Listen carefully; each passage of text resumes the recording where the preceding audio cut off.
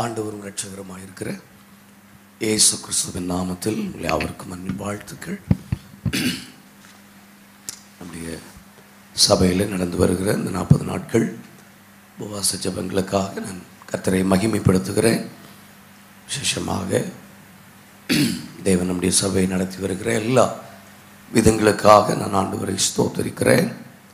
உங்களுக்கு முன்பதாக என்னை நிறுத்தின தேவனுக்கு மகிமை செலுத்தி விசேஷமாக அழைத்தன்பு பாஸ்டருக்காக அம்மாவுக்காக உள்ளத்தின் ஆழத்திலிருந்து சபையில் இணைந்திருக்கிற எல்லா ஊழியர்கள், விசுவாச பிள்ளைகள் ஒவ்வொருவருக்காக நான் கர்த்தரை மகிமைப்படுத்துகிறேன்.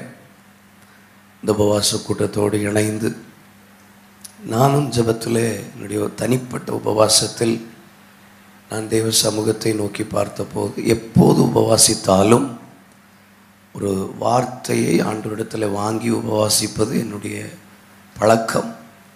இந்த உபவாசத்தில் ஜூன் மாதத்தில் நான் உபவாசம் ஆரம்பித்தேன். உபவாசத்தில் மிக தெளிவாக மல்கியா 3:1 அந்த வசனத்தை ஆண்டவர் தனிப்பட்ட விதத்தில் என்னோடு பேசினார். இதோ நான் என் தூதனை அனுப்புகிறேன், அவன் எனக்கு முன்பாக போய் வழியை ஆயத்தம் பண்ணுவான். அப்பொழுது நீங்கள் தேடுகிற ஆண்டவரும் நீங்கள் விரும்புகிற உடன்படிக்கையின் தூதனுமானவர் தம்முடைய ஆலயத்திற்கு தீவிரமாய் வருவார். இதோ வருகிறார் என்று சேனைகளின் கர்த்தர் சொல்லுகிறார். இது எப்படி இருக்கும் என்கிற ஒரு பெரிய குழப்பத்தோடு தான் என்னுடைய உபவாசத்தை நான் ஆரம்பித்தேன். ஆனால் மிக தெளிவாக இந்த கடைசி கால ஊழியத்திற்கு தேவனுடைய தூதர்களுடைய ஒத்தாசை அவசியம் என்று ஆண்டவர் சொன்னார். கை உயர்த்தி ஆண்டவருக்கு மகிமை செலுத்தலாம். அப்போஸ்தல நாட்களில் எப்படி நெருக்கத்திலும் ஒடுக்கத்திலும் இருந்த சீஷர்களை தம்முடைய தூதர்களை அனுப்பி அவர் விடுவித்தாரோ, அதே போல் இந்த கடைசி நாட்களில் அவருடைய தூதர்களுடைய உதவி நமக்கு தேவை. அந்த சமயம் செலவழிக்க அதிகம் வீணடிக்க விரும்பாமல் இதை விசுவாச பிள்ளைகள் நம்முடைய பலத்தினால் எல்லாவற்றையும் செய்துவிட முடியாது. ஆண்டவர் மோசேயினிடத்தில் சொன்னது போல நீ ஓடி ஓடி எத்தனை காடைகளை பிடிக்க முடியாது. அதனால நீ ஜெபம் பண்ணு, தேவனிடத்திலிருந்து ஒரு காற்று புறப்படும்படி ஜெபம் பண்ணுங்கள். அப்போ அந்த காற்று காடைகளை கொண்டு வந்து பாளையத்தில் குவியலாய் நிறுத்தும். அந்த காற்று என்ன காற்று என்று எபிரேயர் 1:6 நாம் வாசிக்கிறோம். அவர் தம்முடைய தூதர்களை காற்றுகளாக, மெதுவா சொல்லுங்க, அவர் தம்முடைய தூதர்களை காற்றுகளாகவும் தம்முடைய ஊழியக்காரர்களை அக்கினி ஜுவாலையாகவும் மாற பண்ணுகிறார். கவனிங்க, இந்த அக்கினிக்கும் காற்றுக்கும் ஒரு பெரிய உறவு இருக்கிறது. கிருபையும் சத்தியமும் மாதிரி இந்த அக்கினிக்கும் காற்றுக்கும் ஒரு பெரிய கனெக்ஷன் இருக்கிறது. இந்த அக்கினியை அதிகமாய் படர பண்ணுவதற்கும் இந்த அக்கினியை இன்னும் ஜுவாலித்து எரிய பண்ணுவதற்கும் காற்றினுடைய அவசியம் தேவை. மெதுவாகவே சொல்லுங்க, அல்லேலூயா. இந்த பழைய நாட்களில் இந்த விறகு அடுப்பு பயன்படுத்துகிறவங்களை பார்த்தா நமக்கு தெரியும். எங்கள் ஊரில் தீமுட்டி குழல்னு சொல்லுவாங்க. உங்களுக்கு தெரியுமா? கோயம்புத்தூரில் தெரியுமான்னு தெரில. அந்த குழல் ஒன்று, அது எல்லா வீட்லேயும் இருக்கும். அந்த குழல் வச்சு அடுப்புலையும் ஊதுவாங்க, எங்களுக்கும் அடி கிடைக்கும். அந்த குழல் முறைச்சி பார்க்காதீங்க, நல்ல முகத்தை வச்சுக்கோங்க. அந்த குழல், அப்போது அந்த நெருப்பினுடைய அளவு எவ்வளவு குறைவாக இருந்தாலும் அந்த குழல் வழியாக வருகிற அந்த காற்று அந்த நெருப்பை இன்னும் ஜுவாலிக்க பண்ணுகிறது. அப்போ சபை சுவிசேஷம் படர வேண்டிய எல்லை வரைக்கும் படருவதற்கு காற்றினுடைய அவசியம் தேவை. ஆகவே தான் எபிரேயர் 1:14 ஆண்டவர் எபிரேயன் ஆக்கியோன் மூலமாக எழுதுகிறார், ரட்சிப்பை சுதந்திரிக்க போகிற எந்த சபையும் தானாய் செயல்பட முடியாது, அவர்கள் அந்த ரட்சிப்பை சுதந்தரிப்பதற்காக அவர்களுக்கு பணிவிடை ஆவிகள் கொடுக்கப்பட்டிருக்கிறது. Ministering spirits. ஒரு நிமிஷம் உங்க வலது கரங்களை உயர்த்தலாம். ஆண்டவரே, நான் விசுவாசிக்கிறேன், இந்த கடைசி காலம் தேவராஜ்யம் கட்டப்படுவதற்கு இந்த பணிவிடை ஆவிகளுடைய உதவி எங்களுக்கு தேவையானால் நாங்கள் இருதயம் திறந்து நாங்கள் அதை ஏற்றுக்கொள்ளுகிறோம். வேகமாய் கரங்களை உயர்த்தி நல்ல வாய்களை திறந்து ஒரு வசனம் கூட நான் ஜெப நேரத்தில் உங்களுக்கு சொல்ல விரும்புகிறேன். இதோ நீயும் உன் தகப்பன் வீட்டாரும் என்றைக்கும் எனக்கு முன்பதாக நடந்து கொள்ளுவீர்கள் என்று நான் உங்களுக்கு நிச்சயமாய் சொல்லி இருந்தும் இப்பொழுது அது எனக்கு தூரமாக இருப்பதாக. அநேகருடைய வாழ்க்கையிலே வாக்குத்தத்தங்கள் தூரமாவதற்கு காரணம், இதோ என்னை கனம் பண்ணுகிறவனை நான் கனம் பண்ணுவேன், என்னை அசட்டை பண்ணுகிறவன் கனவீனம் அடைவான் என்று சொல்லியிருக்கிறார். ஒருவேளை நமக்கு சில விஷயங்களை ஏற்றுக்கொள்ள முடியாவிட்டாலும், கர்த்தாவே இது உம்முடைய சித்தமானால், இது உம்முடைய நோக்கமானால் நாங்கள் அதை கனம் பண்ணுகிறோம் என்று சொல்லுகிறவர்கள் உங்க வலது கரங்களை உயர்த்தலாம். ஓடி ஓடி எத்தனை காடைகளை முடித்து விட முடியும்?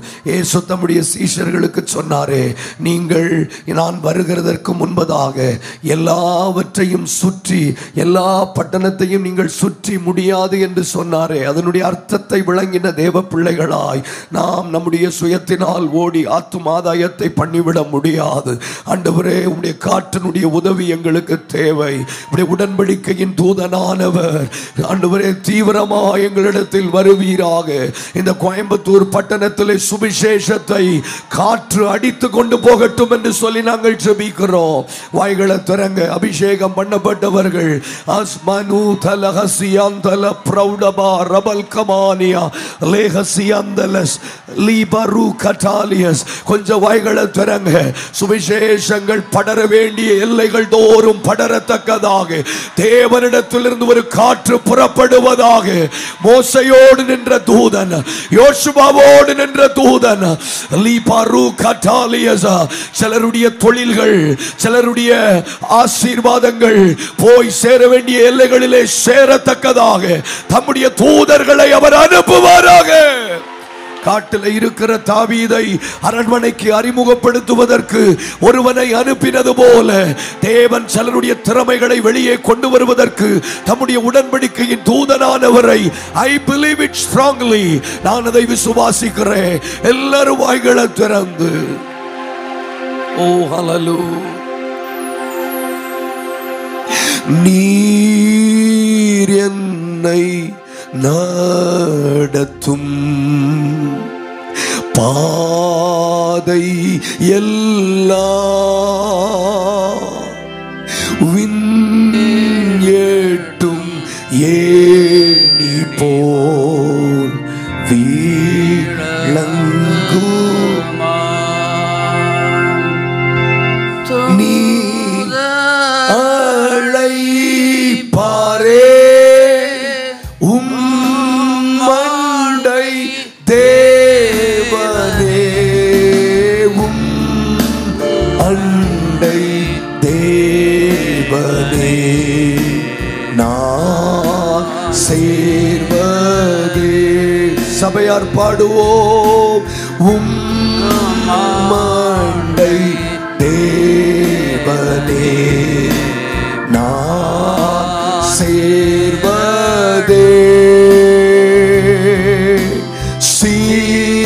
சிலுவை சுமந்து நடப்பேனோ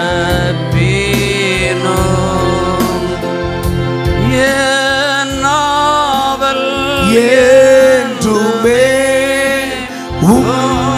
உம்மண்டை தேவனே, உம் அண்டை தேவனே நான் சேர்வதே. நீர் என்னை நடத்தும் பாதை எல்லாம்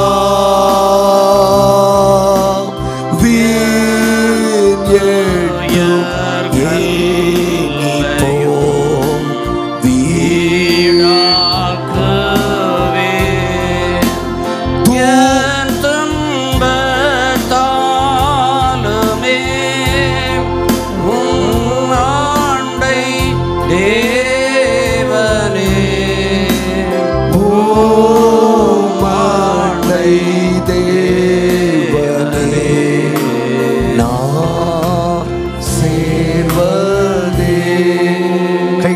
உயர்த்த முடியுமானால் நல்ல கைகளை உயர்த்தி கேளுங்க.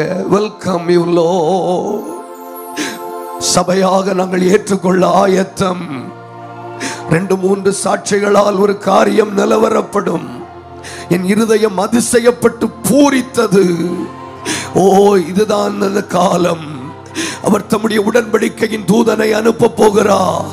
தேங்கி கிடக்கிற சிறைச்சாலையிலே கிடக்கிற பேதுருக்களை வெளியே கொண்டு வரும்படி, குழியில் கிடக்கிற சிலரை தூக்கிவிடும்படி, நீ போக வேண்டிய பிரயாணம் வெகு தூரம் என்று விழாவிலே தட்டி அனுப்பும்படி உடன்படிக்கையின் தூதர்களை நல்ல வாய்களை திறந்து begin to pray. 2 வார்த்தை வேகமாய். சிலருடைய திறமைகளை வெளியே கொண்டு வரக்கூடிய காற்றுகள், சிலருடைய அபிஷேகத்தை வெளியே கொண்டு வருகிற காற்றுகள், சிலரை கொண்டு வர வேண்டிய ஸ்தானத்திலே கொண்டு வந்து நிறுத்த வேண்டிய காற்றுகள்.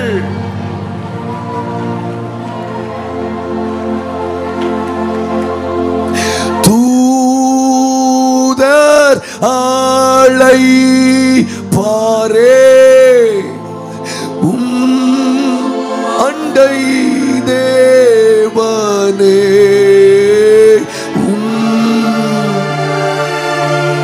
தேவனே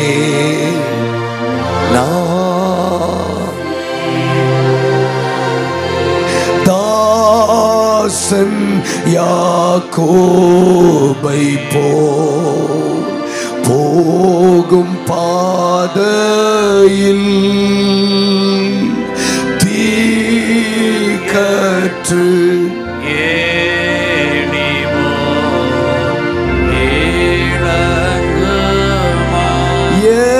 ஏந்தன் கனாவிலே ஊமண்டை தேவனே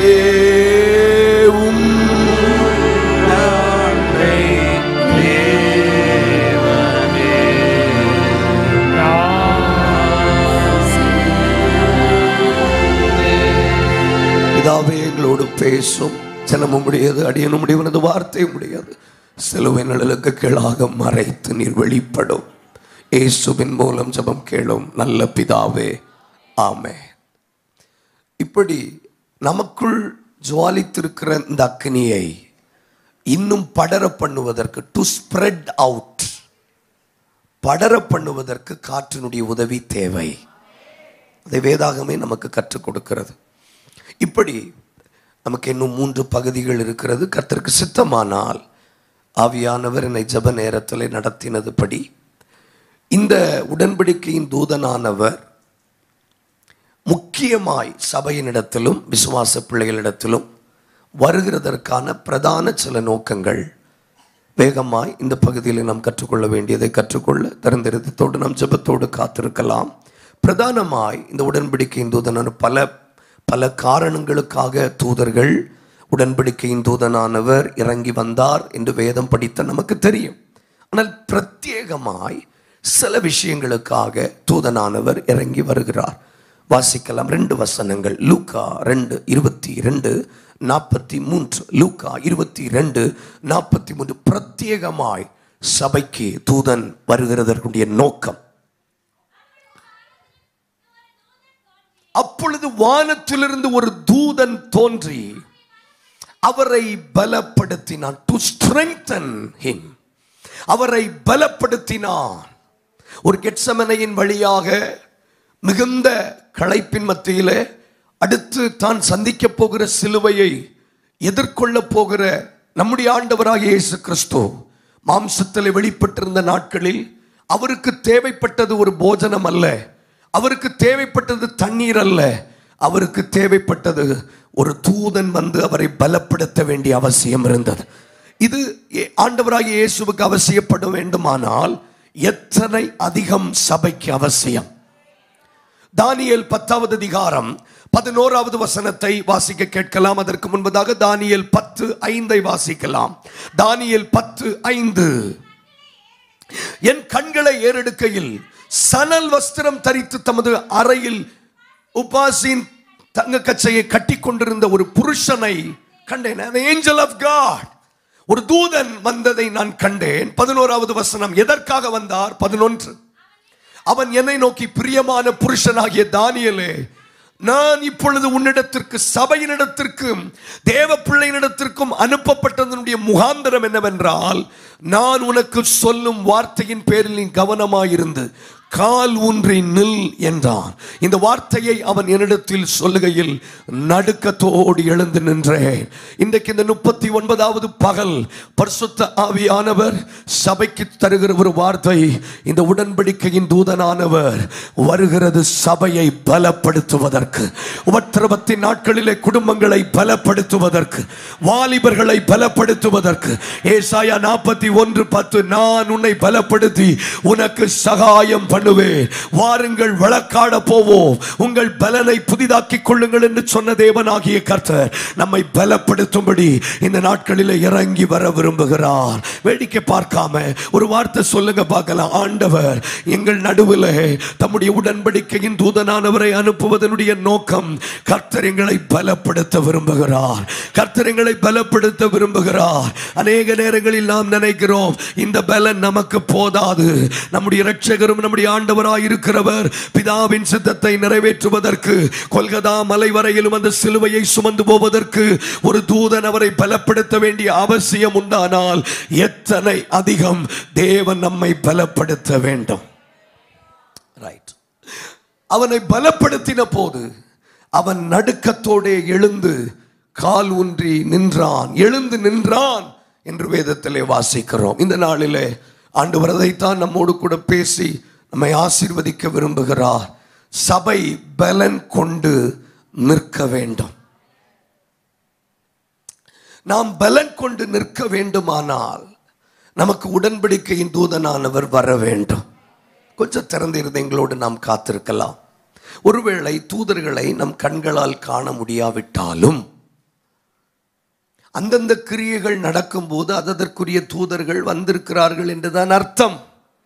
யுத்தங்கள் நடக்கும்போது மிகாவேல் வந்திருக்கிறதாக நாம் விசுவாசித்துத்தான் ஆக வேண்டும்.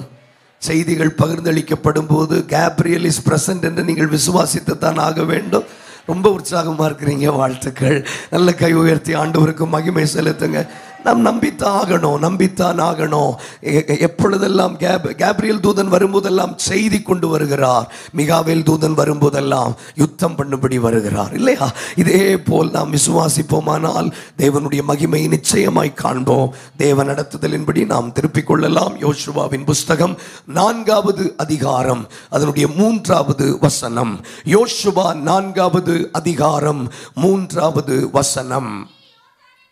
அங்கே யோர்தானின் நடுவிலே ஆசாரியர்களுடைய கால்கள் நிலையாய் நின்ற இடத்தில், ப்ளீஸ் இந்த வார்த்தையை நீங்க முடிந்தால் நீங்க கவனத்தில் வைத்துக் கொள்ளும்படி கேட்கிறேன். ஆசாரியர்களின் கால்கள் நிலையாய் நின்ற இடத்தில் 12 கற்களை எடுத்து அவைகளை உங்களோட கூட அக்கறைக்கு கொண்டு போய் நீங்கள் இன்று இரவில் தங்கும் ஸ்தானத்திலே அவைகளை வையுங்கள் என்று அவர்களுக்கு கட்டளை இடுங்கள் என்றார். ஆசாரியருடைய கால்கள் நிலையாய் நின்ற இடத்தில். ஒரு 3 தடவை சொல்ல முடியுமானால் சொல்லலாம். ஆசாரியர்களுடைய கால்கள் நிலையாய் நின்ற இடத்தில். திரும்ப சொல்லுங்க. ஆசாரியர்களுடைய கால்கள் நிலையாய் நின்ற இடத்தில். ஆசாரியர்களின் கால்கள் நிலையாய் நின்ற இடத்தில். நம்முடைய கால்கள் நிலையாய் நிற்க வேண்டும். நம்முடைய கால்கள் உறுதியாய் நிற்க வேண்டும். நம்முடைய கால்கள் பலத்தோடு நிறுத்தப்பட வேண்டும். இந்த 39வது பகல் கொஞ்சம் உற்சாகத்தோடு தேவ பிள்ளைகள், இந்த வருஷம் இந்த பட்டணத்தின் நடுவிலே சிலருடைய கால்கள் உறுதியாய் நிற்க பண்ணுகிற தேவ பலனா, வேலை ஸ்தலத்திலே உறுதியாய் நிற்கக்கூடிய தேவ பலனா, ஓ சத்துருக்களின் நடுவிலே கால்கள் நிலையாய் நிற்கிற ஒரு தேவ பலனா. கொஞ்சம் வாய்களை திறங்க. ஆண்டவர் தெளிவாக எழுதி வைத்திருக்கிறார். இது ஒரு கட்டளை. ஆசாரியர்களுடைய கால்கள் நிலையாய் நின்ற இடத்தில் தடைகள் விலகும். 12 கற்களை எடுப்பீர்கள், நீங்கள் அக்கறைக்கு செல்லுவீர்கள். தேவனுடைய வார்த்தையை ஏற்றுக்கொள்ளுகிறவர்கள் வேடிக்கை பார்க்க வேண்டாம். நான் மறுபடியும் சொல்லுகிறேன், யார் யாருடைய கால்கள் எல்லாம் நிலையாய் வேடிக்கை பார்க்க கூடாது. பிரதர் கண்ண மூடுங்க ப்ளீஸ், கண்ண மூடி ஜெபம் பண்ணுங்க. begin to pray. நான் இயேசுவின் நாமத்தில் மிகுந்த பயத்தோடு நடுக்கத்தோடு கர்த்தருடைய ஆலயத்தில் நின்று சொல்லுகிறேன், யார் யாருடைய கால்கள் எல்லாம் இந்த வருஷம் நிலையாய் நிற்கிறதோ தடைகள் விலக போகிறது. 12 கற்களை எடுக்க போகிறீர்கள். உடரபலப சந்தலபதியா அக்கறைக்கு கொண்டு போக போகிறோம். விசுவாசிக்கிறவங்க கை தட்டலாம், வாய்களை திறக்கலாம். உபவாச ஜெபம் தானே, ஸ்தோத்திரம் பண்ணலாம். வசனம், ஜெபம், ஆராதனை கலந்து கலந்து ஊரபா கந்தலாதியா ரபல் கபாலியா. ஒவ்வொரு நன்மைகளையும் ஆண்டவர் சுதந்திரமாய் தருவதற்கு முன்பதாக யோசுவா 1:11 வாசிக்கிறோம், நான் உங்களுக்கும் இஸ்ரவேல் புத்திரருக்கும் சுதந்திரமாய் கொடுக்கிற தேசத்தை நீங்கள் சுதந்திரித்துக் கொள்ளும்படி இன்னும் 3 நாளைக்குள்ளே இந்த யோர்தானை கடந்து போவீர்கள் என்று சொன்னார். அப்ப கவனித்து கேளுங்க, ஒவ்வொரு சுதந்திரத்தையும் நாம் பெற்றுக் கொள்வதற்கு முன்பதாக we need to cross, நாம் யோர்தானை கடந்தாக வேண்டும். சமயம் குறைவா இருக்கு, கொஞ்சம் ஒத்துழைப்பு கொடுங்க. ஒவ்வொரு சுதந்திரிப்புக்கு பின்பதாகவும் ஒரு யோர்தான் இருக்கிறது. கை உயர்த்தி ஒரு ஆமென் சொல்லுங்களேன். ஒவ்வொரு ஏலிமையும் நாம் பார்ப்பதற்கு முன்பதாக ஒரு மாறாவை கடந்தாலே அதை பார்க்க முடியும். அதைத்தான் ஆண்டவர் சொல்லுகிறார், இந்த சுதந்திரமான தேசத்தை நீங்கள் கண்டடைய வேண்டுமானால் நீங்கள் 3 நாளைக்குள்ளே யோர்தானை கடக்க வேண்டும். இந்த யோர்தானை கடக்க வேண்டுமானால் யோர்தான் எப்பொழுது வற்றும் என்று நாம் கால தாமதம் பண்ண முடியாது. எப்பொழுது கோடை காலம் வரும், எப்பொழுது டேமை அடைப்பார்கள், எப்பொழுது தண்ணீரின் வரத்து குறையும், அதற்கெல்லாம் காத்திருக்க நேரமில்லை. யோர்தான் பிரவாகித்து ஓடினாலும் நாங்கள் கடக்கத்தான் போகிறோம். பிரச்சனை தலைக்கு மேல் வந்தாலும்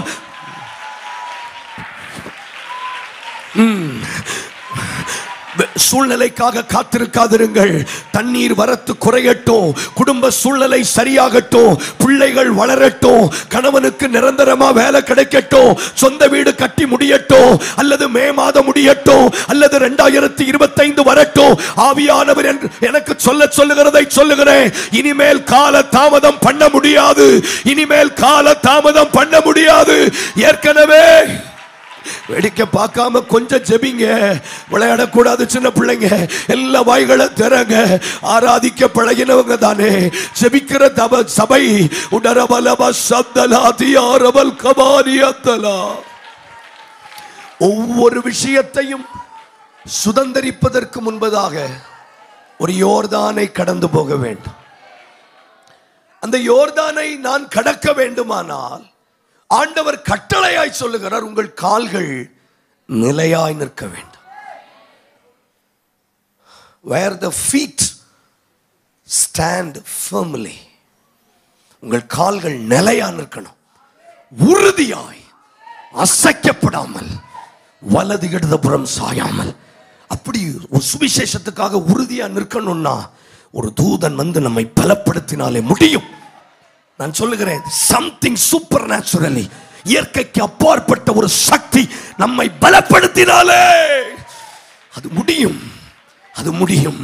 அதை நம்புங்க சகோதரர்கள், நம்புங்க. சுய பலத்தினால முடியாது. ஒரு விசேஷித்த வல்லமை என்னை தொட்டு என்னை பலப்படுத்தினாலே என்னால் இந்த பூமியிலே கால் ஊன்றி நிற்க முடியும். வேகமாய் கற்றுக்கொள்ள போகிறோம். 1 ராஜாக்கள் 18வது அதிகாரம் 21வது வசனம். ஜெபத்தோடு காத்திருப்போம். 1 ராஜாக்கள் 18:21. அப்பொழுது எலியா சகல ஜனத்தண்டைக்கும் வந்து, நீங்கள் எந்த மட்டும் 2 நினைவுகளால் குந்தி குந்தி நடப்பீர்கள்.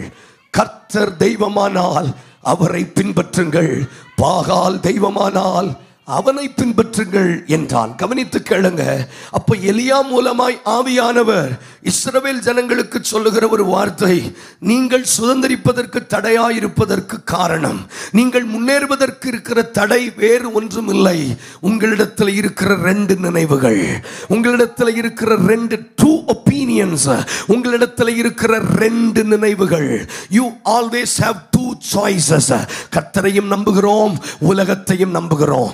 ஜெபித்து பார்ப்போம். கர்த்தர் பதில் கொடுத்தா அந்த பதிலை ஏற்றுக்கொள்ளலாம். இல்லாவிட்டால் ஒருவரை ஆயத்தப்படுத்தி வைப்போம் கடன் வாங்குவதற்கு. We are having 2 choices. நமக்கு 2 நினைவுகள் இருக்கிறது. கர்த்தர் தெய்வமானால் கர்த்தரை பின்பற்றுங்கள், பாகால் தெய்வமானால், பாகால் என்று சொல்லும் போது தெய்வ பிள்ளைகளாகிய நமக்கு அதுக்கு சம்பந்தம் இல்லை. ஆனால் உலகமும் ஒரு விதமான பாகாலே. நான் ஒரு தேவைக்காக தேவனிடத்தில் வருகிறேன், ஒரு விஷயத்திற்காக நான் தேவனிடத்தில் மன்றாடுகிறேன், போராடுகிறேன். அது கிடைத்தால் சரி, கிடைக்காவிட்டால் நான் மனுஷர்களை, உலகத்தை சார்ந்து போகிற ஒரு நிலைமைக்கு தள்ளப்படுகிறேன். அதைத்தான் எலியா சொல்லுகிறார், கர்த்தர் தெய்வமானால் கர்த்தரை பின்பற்றுங்கள், பாகால் தெய்வமானால் பாகாலை பின்பற்றுங்கள். அவனை பின்பற்றுங்கள்னு சொன்ன உடனே அந்த கடைசி வார்த்தை வாசிங்க. ஜனங்கள் பிரதியுத்தரமாக, ஏன் ஒன்றும் சொல்லவில்லைன்னா அவர்கள் 2 நினைவுகளால் இருந்தார்கள். அவர்கள் 2 நினைவுகளால் இருந்ததினால் அவர்களுக்கு அவர் மாறுதரம் ஒன்றும் சொல்ல முடியவில்லை. இப்படி 2 நினைவுகளால் இருக்கிற, 2 வழிகளை தன் மனதிலே வைத்திருக்கிற யாரும் நிலையாய் இன்னும் நிற்கவில்லை என்றுதான் அர்த்தம். அவர்கள் கால்கள் நிலையாய் நிற்கவில்லை. கொஞ்சம் கவனமா கேளுங்க. அவர்கள் கால்கள் இன்னும் நிலையா, எனக்கு வேகமா பேச தெரியும், ஆனால் அது நமக்கு வேண்டாம். நம்முடைய கால்கள் நிலையா இன்னும் நிற்கவில்லை. என்னுடைய அடையாளம் தான் 2 நினைவுகள். ஒரு தங்கச்சி பிஎஸ்சி நர்சிங் படிக்கணும்னு விரும்பினால் பிஎஸ்சி நர்சிங் தான் படிப்பேன். அப்ப 4 காலேஜில் பிஎஸ்சி நர்சிங்கான அப்ளிகேஷன் ஃபார்ம் போடுறது ஒரு விதமான உறுதி. ஒரு காலேஜில் பிஎஸ்சி நர்சிங்கும், இன்னொரு காலேஜில் பிகாமும், இன்னொரு காலேஜில் பிஏவும் போடுறது உறுதியான ஆள் அல்ல.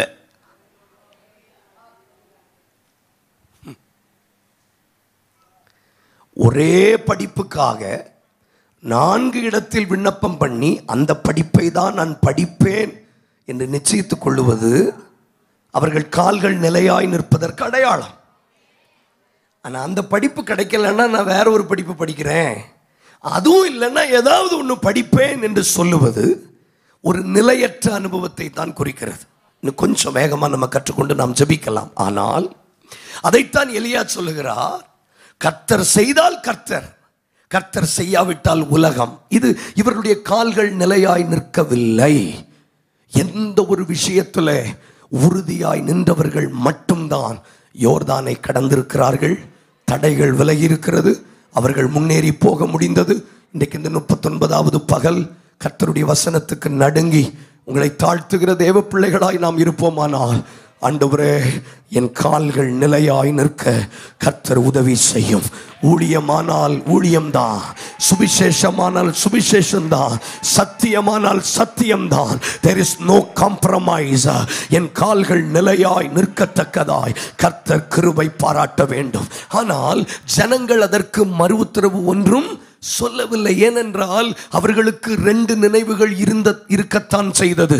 எலியா இந்த நாட்களிலே சந்தித்த 3 விதமான சவால்களை வேகமாய் நான் சொல்லி நாம் ஜெபிக்க போகிறோம். கவனிங்க, எலியா இந்த நாட்களிலே, இவன் கால்கள் நிலையாய் நின்ற நாட்கள், இந்த நாட்களிலே எலியா சந்தித்த 3 சவால்கள். முதலாவது சவால் வேகமாய் வாசிக்கலாம். 1 ராஜாக்கள் 18வது அதிகாரம் 22வது வசனம். 1 ராஜாக்கள் 18:22வது வசனம். அப்பொழுது எலியா ஜனங்களை நோக்கி, கர்த்தரின் தீர்க்கதரிசிகளில் மீந்திருக்கிறவன் நான் ஒருவன், பாகாலின் தீர்க்கதரிசிகளோ. கவனியுங்கள், எலியாவின் முதல் சவால் தனிமை. சத்தத்தை உயர்த்தி சொல்லுங்க, தனிமை. கொஞ்சம் உற்சாகமா சொல்லலாமே, தனிமை. பின்னாடி சொல்லுங்க, தனிமை. தனிமை ஒரு மிகப்பெரிய சவால். தனிமை மிகப்பெரிய சவால். இந்த தனிமையின் நடுவிலும் எலியாவின் கால்கள் கர்மேலிலே உறுதியாய் நின்றது. ஒரு வீட்டிலே தனியாய் ரட்சிக்க ரட்சிக்கப்படுவது ஒரு சவால். கணவன் ரட்சிக்கப்படாமல் மனைவி மாத்திரம் ரட்சிக்கப்படுவது ஒரு பெரிய சவால். ஒரு சமுதாயத்தில் ஒரு சின்ன கூட்டம் ரட்சிக்கப்படுவது ஒரு பெரிய சவால். வேலை ஸ்தலத்தில் ரட்சிக்கப்படாதவர்களோடு சேர்ந்து வேலை செய்வது ஒரு பெரிய சவால். அசுத்தமான உலகத்தின் நடுவிலே தனியாக கர்த்தருக்காக நிற்பது ஒரு சவால். சத்தியத்திற்காக நிற்பது ஒரு சவால். பாகாலின் தீர்க்கதரிசிகளோ 450 பேர். கர்த்தருடைய தீர்க்கதரிசி நான் ஒருவன் மாத்திரம் தான் மீந்திருக்கிறேன். I am alone. நான் தனிமையில் தான் இருக்கிறேன். தனிமையில் இருக்கிறது எவ்வளவு பெரிய கஷ்டம் தெரியுமா? என் குடும்பத்திலே நான் தான் முதலாவது ரட்சிக்கப்பட்டேன். என்னால ஒரு ஜெப உதவி கேட்க முடியாது. என்னுடைய போராட்டத்தை என் குடும்பத்திற்கு விளக்கி காட்ட முடியாது. அவர்கள் அதை புரிந்து கொள்ள மாட்டார்கள். உபவாசம் என்றால் பரியாசம் பண்ணுவார்கள். ஜெபத்தை பரியாசம் பண்ணுவார்கள். அந்நிய பாஷையை கேலி பண்ணுவார்கள். ஆனாலும் அந்த தனிமையிலும் என் கால்கள் நிலையாய் நின்றது. இன்றைக்கு இந்த பகல் யாரோ சிலரோடு ஆவியானவர் தம்முடைய வசனத்தின் மூலமாய் பேசுகிறார். நீங்கள் தனி ஆளாய் இருந்தாலும் உங்கள் கால்கள் நிலையாய் நிற்கட்டும். வாலிப தம்பிமார் குனிஞ்சிருக்காதீங்க, தலை குனிஞ்சிருக்காதீங்க. நிமிர்ந்திருந்து கர்த்தரை ஆராதிக்கணும். கொஞ்சம் வாய்களை திறக்கணும். வாயை திறங்க. நான் தனியா இருக்கிறேன். என் ஸ்கூல்ல நான் மட்டும்தான் ரட்சிக்கப்பட்டவன். என் காலேஜ்ல என் டீம்ல நான் மட்டும்தான் ஜெபிக்கிறவள். பரவாயில்ல, உறுதியாய் நிற்கட்டும். வாய் திறங்க. உறுதியாய் உறுதியாய் உறுதியாய் அவரை பற்றிய உறுதியாய் அவரை பற்றி கொண்ட மனதை உடையவன் அவரையே நம்பிக்கொண்டிருக்கிறபடியினால் அவனை பூரண சமாதானத்தோடு காத்துக்கொள்ளுவீர் என்று ஏசாயா 26:3 சொல்லுகிறது உண்மையானால் இந்த சவாலின் நடுவிலும் என் கால்கள் உறுதியாய் நிற்கும். என் விசுவாசத்தில் உறுதியாய் இருப்பேன். என் ஜெபத்தில் உறுதியாய்.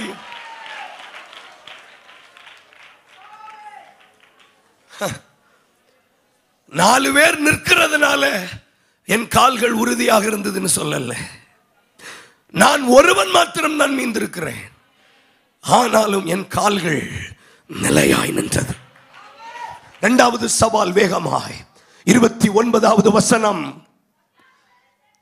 மதியான வேளை சென்ற பின்பு, இந்த வார்த்தையை கவனமா கேளுங்க. எலியாவுக்கு கிடைத்த நேரம் என்ன நேரம் தெரியுமா? பலியிடுவதற்கு அந்தி பலியிடுகிற நேரம். சத்தமா சொல்லுங்க, அந்தி பலியிடுகிற நேரம், சாயங்கால நேரம். 26ஆம் வசனம் இன்னும் விளக்கமாய் சொல்லுகிறது, காலை முதல் மதியான வரையிலும் பாகால் தீர்க்கதரிசிகளுக்கு கொடுக்கப்பட்ட நேரம். அப்போ உலகத்துக்குரியவர்களுக்கு காலை நேரம் கிடைக்கிறது. தேவ பிள்ளைகளுக்கும் சபைக்கும் சாயங்கால நேரம் தான் கிடைக்கிறது. இது ஒரு சவாலா இல்லையா? பெரிய சவால். என்ன இயேசுவை சொல்லுகிறார், பகல் காலம் முன்ன மட்டும் என்னை அனுப்பினவருடைய கிரியைகளை செய்கிறேன். ஒருவனும் கிரியை செய்யக்கூடாத ராக்காலம் வருகிறது. சாயங்கால நேரம் பகல் நேரத்தை விட அதிக நெருக்கடி உள்ள நேரம். பகல் நேரத்தில் வந்து போகிறத விட சாயங்கால நேரம் வந்து போகிறது சிரமம். பகல் நேரத்தில் தனியாக நடமாடி விடலாம், ராத்திரி நேரத்தில் தனிமையாய் நடமாட முடியாது. பகல் நேரத்தில் அதிக வெளிச்சத்தினுடைய ஆവശ്யம் இல்லை, ஆனால் ராத்திரி காலத்தில் அதிக வெளிச்சத்தினுடைய தேவை அவசியம். பகற்காலத்தில் ஒரு ஆட்டோ 150 ரூபாய் என்றால் ராக்காலத்தில் 500 ரூபாய். பகற்காலத்தில் கிடைக்கக்கூடிய ஒரு நன்மைகளும் ராக்காலத்தில் கிடைக்காது. நாடியில கை வைக்காதீங்க, நிமிர்ந்துருங்க, நல்லா இருங்க. பகற்காலத்தில் கிடைக்கக்கூடிய எந்த நன்மைகளும் ராக்காலத்தில் கிடைக்காது.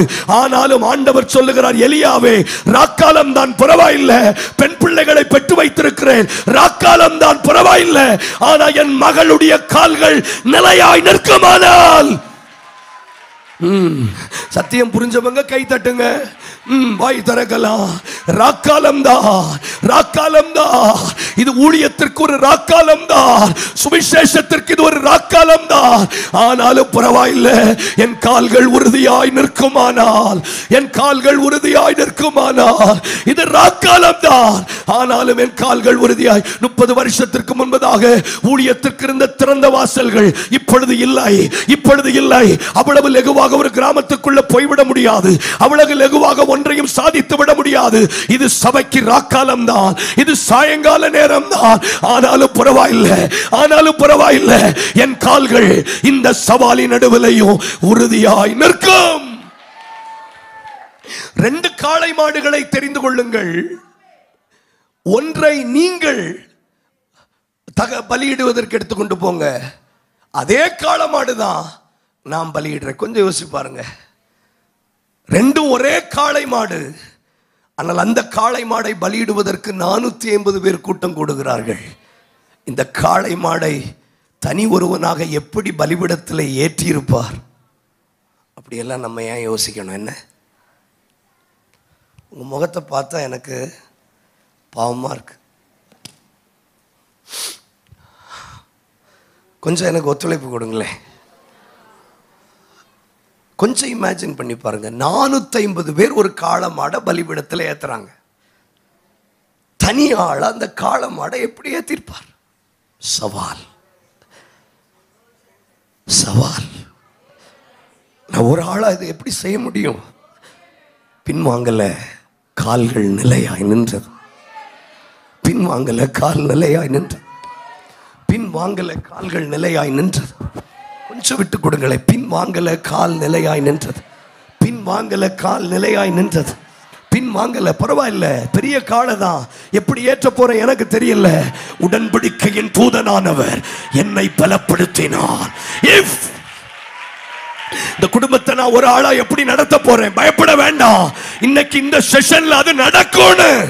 கை தட்டி கை தட்டி ஷரபா கந்துரபா உடரபலபா சந்தலபதியா நல்ல நல்ல கை தட்டி முடியாதவைகளை எனக்கு இப்படி சொல்றார் சிவானந்த காலனி ஃபுல் காஸ்பலோடு சொல்லுகிறார்.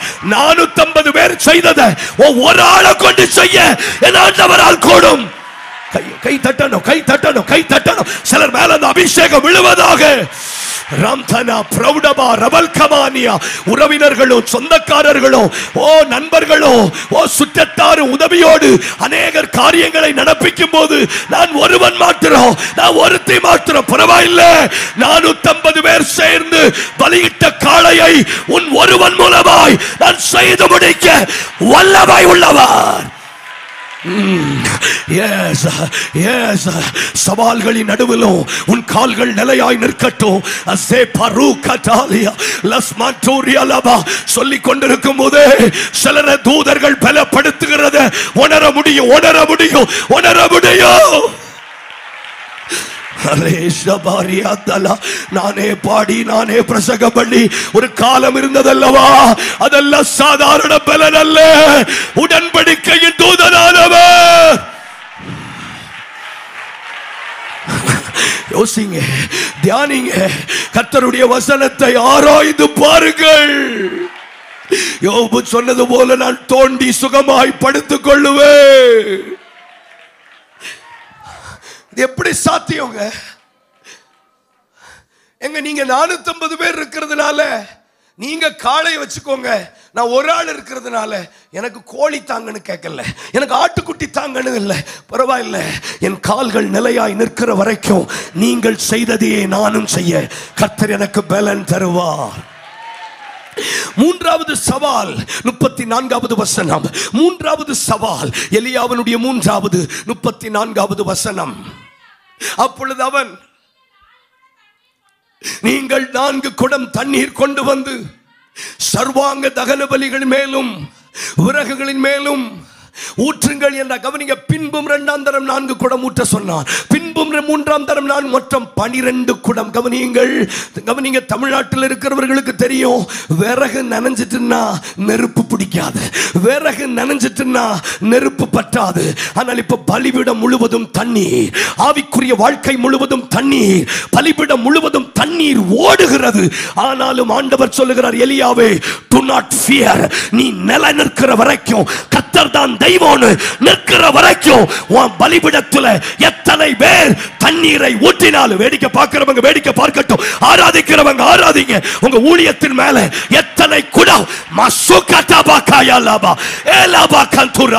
சிலர் மேல அந்த கிருபை வரட்டும், கொஞ்சம் கொஞ்சம். எத்தனை குடங்கள் தண்ணீர் ஊற்றினாலும், எத்தனை குடங்கள் தண்ணீர் ஊற்றினாலும் நிச்சயமாய் சொல்லுகிறேன், அக்னியினால் அவர் மறு உத்தரவு கொடுக்கத்தான் செய்வார். ஏனென்றால் உன் கால்கள் உறுதியாய் நிற்கிற வரையிலும் கர்த்தர் தன்னை யார் என்று நிரூபித்து தான் காட்டப் போகிறார். கர்த்தர் தன்னை யார் என்று நிரூபித்துத்தான் காட்டப் போகிறார். தேவன் தன்னை யார் என்று நிரூபித்துத்தான் காட்டப் போகிறார். தனிமை ஒரு சவால். சாயங்கால வேளை ஒரு சவால். விறகுகள் முழுவதும் தண்ணீரால் நிரம்பி இருப்பது ஒரு சவால். உங்கள் விசுவாச வாழ்க்கையை தண்ணீரை ஊற்றினாலோ, உங்க பரிசுத்த வாழ்க்கையில தண்ணீரை ஊற்றினாலோ, உங்க ஜெப பலிபீடம் தண்ணீரால் நனைக்கப்பட்டிருந்தாலோ, நான் எழும்புவேன், நான் உயருவேன், நான் படருவேன் என்கிற அந்த நிலையான உறுதி இருக்கிற வரையிலோ இந்த பலிபீடம் அக்கினி அக்கினி அக்கினியினால் நிரம்பத்தான் போகிறது.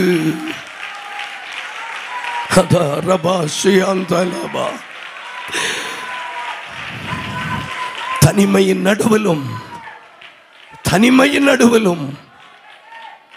சாயங்காலத்திலும் விறகுகள் முழுவதும் தண்ணீரால் நிரப்பப்பட்ட போதிலும் வேதம் சொல்லுகிறது, அவன் கால்கள் உறுதியாய் நின்றது. ஆண்டவரே, நான் இந்த இடங்கள்லயே நான் உறுதியா நிற்கணும். என் கால்களை உறுதிப்படுத்துகிறவர். ஒரு வாரம் காய்ச்சல் சரியாகலன்னாலே 4 இடத்துக்கு ரெக்கமெண்ட் பண்றாங்க, இந்த டாக்டரை பாருங்க, அந்த டாக்டரை பாருங்க. 38 வருஷம் பெதஸ்தா குளத்தில் ஒருவன் படுத்து கிடந்தான். எத்தனை ரெக்கமெண்டேஷன் வந்திருக்கு அவனுக்கு.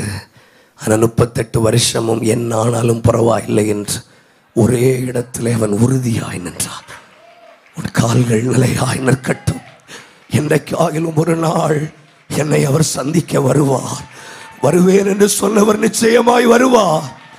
வருவேன் என்று சொன்னவர் நிச்சயமாய் வருவார். இன்றைக்கு இல்லைனாலும் ஒரு நாள் வருவார். சபையின் நடுவில் நிலையாய் நிற்கிற சிலரோடு ஆவியானவர் பேசுகிறார். 15 வருஷம் தாண்டி போச்சேன்னு நினைக்காதீங்க. நீங்க நிலையாய் நிற்கிற காலம் அளவோ உங்கள் உடன்படிக்கையின் தூதனானவர், நீங்கள் நேசிக்கிற, நீங்கள் எதிர்பார்த்திருக்கிற ஆண்டவர் தீவிரமாய் வருவார். உன் படுக்கை எடுத்துக்கொண்டு நட என்று சொல்லுகிற ஒரு காலம் வரும். அப்போ எந்த ஒரு இந்த சேனையை, இந்த உடன்படிக்கையின் தூதனை நம்மிடத்தில் ஈர்க்கக்கூடிய சக்தி என்னன்னு கேட்டீங்கன்னா நம்முடைய உறுதி. கொஞ்சம் பேசுங்க. யாருக்கு பிரயோஜனமா இருக்கோ உங்களுக்கு கர்த்தர் பேசட்டும். we need to attract. இவங்களை நீங்க சும்மா ஈர்க்க முடியாது. இவங்கெல்லாம் சும்மா ஈர்க்கப்பட்டு வர்றதில்லை. அப்படி பைபிள்ல இவங்க எல்லாத்தையும் போகலன்னு அப்படி இவங்க எல்லாராலையும் ஈர்க்கப்படுவது இல்லை. 38 வருஷம் ஒருத்தன் உறுதியா இருந்தான். அவனால் இயேசு ஈர்க்கப்பட்டார். ஏன்னா மற்ற எல்லாருக்கும் குளத்துல இறங்கினாதான் சுகம். ஆனால் இவன் அவரை ஈர்த்தான். கேட்கல. He attracted. உங்கள் உறுதி தேவனை உங்கள் பக்கமாய் சாய்ந்து உங்களுக்கு ஆகாரம் கொடுக்க வைக்கும். எஸ், இந்த வருஷம் சிலருடைய உறுதி. தகப்பன்மார் கொஞ்சம் வாய் திறந்து ஜெபிங்க.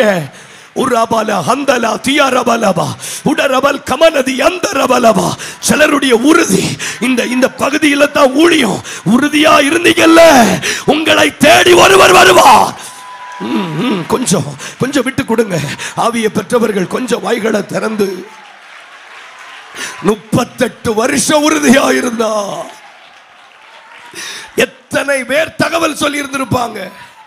எத்தனை பேர் சொல்லி இருந்திருப்பாங்க, நீ அங்க போ, நீ இங்க போ, எதுக்கு உன் காலத்தை வீணடிக்கிறாய், எதற்கு கர்த்தர் கர்த்தர் என்று நம்பி ஏமாந்து கொண்டிருக்கிறாய். அவன் சொல்லுகிறான், நீ ஏமாறவில்லை, என் கால்களை ஒரு இடத்திலே நிற்க பண்ணுகிறவர், என் கால்களை நிலையாய் நிற்க பண்ணுகிறவர். இன்னைக்கு ஆவிக்குரிய ஆராதனையிலே பங்கு பெற்றாலும் நிலை இல்லாதவர்கள் எத்தனை பேர். அதுதான் நாகும் 1:7 வாசிக்கிறோம். கர்த்தர் நல்லவர், இக்கட்டு நாளிலே அரணான கோட்டை. அடுத்த வார்த்தை ரொம்ப பயங்கரம். தம்மை நம்புகிறவர்களை அவர் அறிந்திருக்கிறார். தம்மை நம்புறவங்க யாருன்னு அவருக்கு தெரியும். வெளியில ஸ்தோத்திரம் சொல்லிட்டு மனுஷனை நம்புறவங்க யாருன்னு ஆவிக்குரிய சபைக்கு போயிட்டு உலகத்தையும் படிப்பையும் பட்டத்தையும் வசதிகளையும் நிலத்தையும் சொந்தங்களையும் பந்தங்களையும் நம்புகிற கூட்டத்தின் நடுவில் ஆண்டவர் சொல்லுகிறார், கர்த்தர் நல்லவர், இக்கட்ட நாளிலே அரணான கோட்டை. தம்மை நம்புகிறவர்களை அவர் அறிந்திருக்கிறார். He knows. தம்மை நம்பி இருக்கிற பிள்ளைகள், தமக்காக உறுதியாய் காத்திருக்கிறவர்களை அவர் அறிந்திருக்கிறார். யாக்கோபு 1:6 வாசிக்கிறோம், தேவனிடத்தில் எதையாகிலும் விரும்புகிற நான் எவ்வளவேனும் சந்தேகப்படாமல் கேட்க வேண்டுமா? சந்தேகப்படுகிறவன் காற்றினால் அடிபட்டு அலைகிற கடல் அலைக்கு ஒப்பாயிரு. அடுத்த வார்த்தையை வாசிங்களே, அப்படிப்பட்டவன் தான் தேவனிடத்திலிருந்து எதையாகிலும் பெற்றுக்கொள்ளுவான் என்று. உபவாசத்துக்கு வர்றது மட்டுமல்ல, உங்க உறுதி தான் தேவனிடத்தில் பெற்றுக்கொள்ள வைக்கும். நான் பட்டினி கிடக்கிறதுனால தேவன் எதையும் தந்துட மாட்டார், தூதன் வந்துட முடியாது. எது தூதர்களை நம்மிடத்தில் ஈர்க்கிறது? எது தேவனை நம்மிடத்திலிருந்து ஈர்த்து கொண்டு வருகிறது? நம்முடைய உறுதி. எவ்வளவேனும் சந்தேகப்படாமல் எனக்கு செய்வார். யோவானும் பேதுருவும் மகதலேனா மரியாவை ஒப்பிட்டு பார்க்கும்போது இயேசுவை நன்கு அறிந்தவர்கள், இயேசுவோடு பழகினவர்கள். ஆனால் அவர்களே சீலையை மட்டும் கண்டுட்டு திரும்பி போகும்போது ஒரு நிச்சயம் இல்லாதவள் உறுதியோடு நின்றாள். நான் எதுக்கு உங்களை கைத்தட்டுங்கன்னு சொல்லணும்? அது நமக்கு வேண்டாம் வேண்டாம் வேண்டாம், அது நமக்கா வரணும். இனி நான் சொல்ல மாட்டேன், நான் என்னை திருத்திக் கொள்ளுகிறேன். எனக்கு ஆச்சரியம் என்னன்னா, எத்தனை வருஷம் இயேசுவோடு கூட வாழ்ந்தோன்னு முக்கியம் இல்லை, how much strong you are. எவ்வளோ ஸ்ட்ராங் நீங்க. 3.5 வருஷம் கடல் மேலே நடந்தா, இயேசு மார்பில் சாய்ந்திருந்தா, உறுதி இல்லையே, உறுதி இல்லையே. வந்து பார்த்த உடனே சீலையை பார்த்துட்டு உடனே they return back. நான் சொல்லுகிறேன், உறுதி இல்லாதவர்கள் வெறும் கையோடு திரும்பி போன போது உறுதி உள்ளவள் நற்செய்தியோடு திரும்பி போனாள். உறுதி உள்ளவள் உறுதியா நின்றுங்க. இல்லாததுதான் எப்படி நடக்கும்னு கேட்கலாம், எங்கிருந்து கல்லறையில வரும்னு கேட்கலாம். ஆனா உறுதியாய் நின்று விடுங்கள். நீங்கள் திரும்பி போகும்போது வெறும் கையோடு போவதில்லை, வெறும் கையோடு போவதில்லை, வெறும் கையோடு போவதில்லை. என்னை அனுப்புற நோக்கத்தை நான் நிறைவேற்றணும். தயவு செய்து ஒத்துழைப்பு கொடுங்க சிஸ்டர், உறுதியா நின்றுங்க. உங்களை விட அனுபவசாலிகள் சொல்லலாம், என்ன நம்பிக்கையில நீ நிற்கிறன்னு கேட்கலாம். என்ன நம்பிக்கையில உன் கணவர் ரட்சிக்கப்படுவார்னு நம்புற, என்ன நம்பிக்கையில உன் பிள்ளைங்க ரட்சிக்கப்படுவான்னு நம்புறீங்கன்னு கேட்கலாம். ஆனால் அந்த கல்லறையிலும் ஒரு உயிர் தெழுந்த செய்தி சிலருக்கு வரத்தான் போகிறது.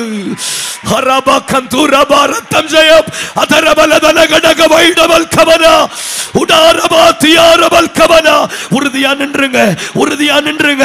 இந்த 40 நாட்கள் உபவாசம் முடிந்து போகும்போது நீங்கள் வெறும் கையாய் போவது இல்லை. உறுதியா நின்றுங்க. உங்க அழைப்புல, உங்களை கர்த்தர் அழைத்த நிச்சயத்துல, உங்களை எதற்காக பிடித்தாரோ அதுல உறுதியாய் நின்று விடுங்கள், உறுதியாய் நின்று விடுங்கள், உறுதியாய் நின்று விடுங்கள். ஆதியாகமம் 49:24 வாசிக்கலாம். ஆதியாகமம் 49:24 வேகமாய். ஆதியாகமம் 49:24.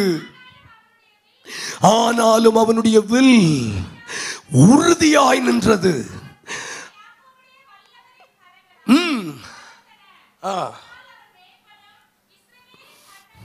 இதனால் மெய்ப்பனும் இஸ்ரவேலுக்கு கண்மலையுமானா. சாதாரணமாய் ஒரு மெய்ப்பனாக அவன் மாறவில்லை, சாதாரணமாய் அவன் கண்மலையாய் மாறிவிடவில்லை. அவன் உறுதியாய் நின்றான், அவன் உறுதிப்படுத்தப்பட்டான். Be strong in your calling. தேவன் உங்களுக்கு கொடுத்த வாக்குத்தத்தத்தின் மேல உறுதியாய் நில்லுங்கள். தேவன் உங்களுக்கு கொடுத்த சொப்பனத்தின் மேல உறுதியாய் நின்றுங்கள். எந்த வஸ்திரம் இன்றைக்கு மாறி இருந்திருக்கலாம். இன்றைக்கு நான் போடப்பட்டிருக்கிற வஸ்திரம் சிறைச்சாலை வஸ்திரமா இருக்கலாம். இன்றைக்கு நான் வாழுகிறது ஒரு அடிமைத்தனத்தில் இருக்கலாம். வேடிக்கை பார்க்காதீங்க. இன்றைக்கு நான் செய்யக்கூடியது எல்லாம் வித்தியாசமா இருக்கலாம். ஆனால் பார்த்த சொப்பனத்திலே உறுதியாக இருங்கள், பெற்றுக்கொண்ட வாக்குத்தத்தத்திலே உறுதியாக இருங்கள். நிச்சயமாய் கர்த்தர் என்னை மெய்ப்பனும் கண்மலையுமாய் மாற்றுவார். எஸ் எஸ், உறுதியாய் நின்றார்.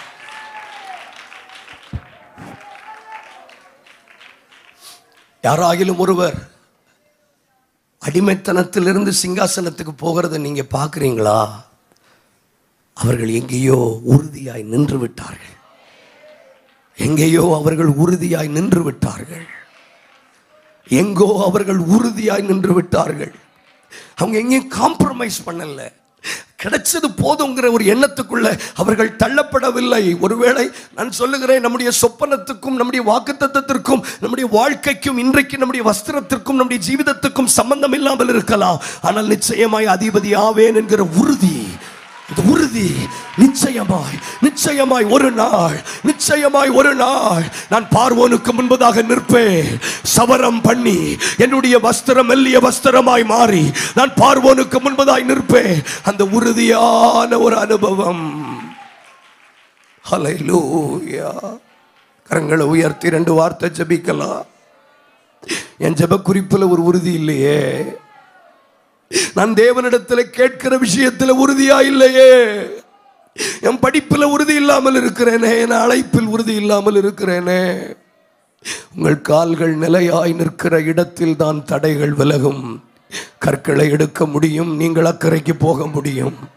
என் கால்கள் நிலையாய் நிற்க இந்த 39வது பகல் கொஞ்சம் வாயை திறந்து கேளுங்க. ஆண்டவரே, 2 நினைவுகள் எனக்கு வேண்டாம்ப்பா.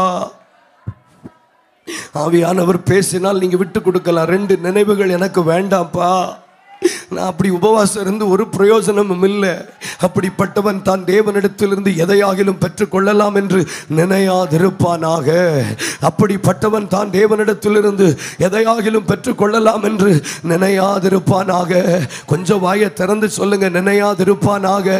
இல்லை இல்லை இல்லை, எனக்குள்ள ஒரு உறுதி வரட்டும். நான் உறுதியா இருக்கிறேன். என் சொப்பனம் கண்டிப்பா நிறைவேறும். கர்த்தர் கொடுத்த வாக்குத்தத்தம் நிறைவேறும். இன்றைக்கு நான் தண்ணீர் இல்லாத குழியில இருந்தாலும், இன்றைக்கு என் சூழ்நிலை அடிமைத்தன வஸ்திரத்தில் இருந்தாலும், இன்றைக்கு நான் சிறையிருப்பில் இருந்தாலும், கர்த்தர் என்னை கண்மலையும் மெய்ப்பனுமாய் மாற்றுவார். உங்க வில் உறுதியாய் நிற்கட்டும். உறுதியாய் அப்படிப்பட்ட உறுதி ஒவ்வொருவருக்குள் வருவதாக.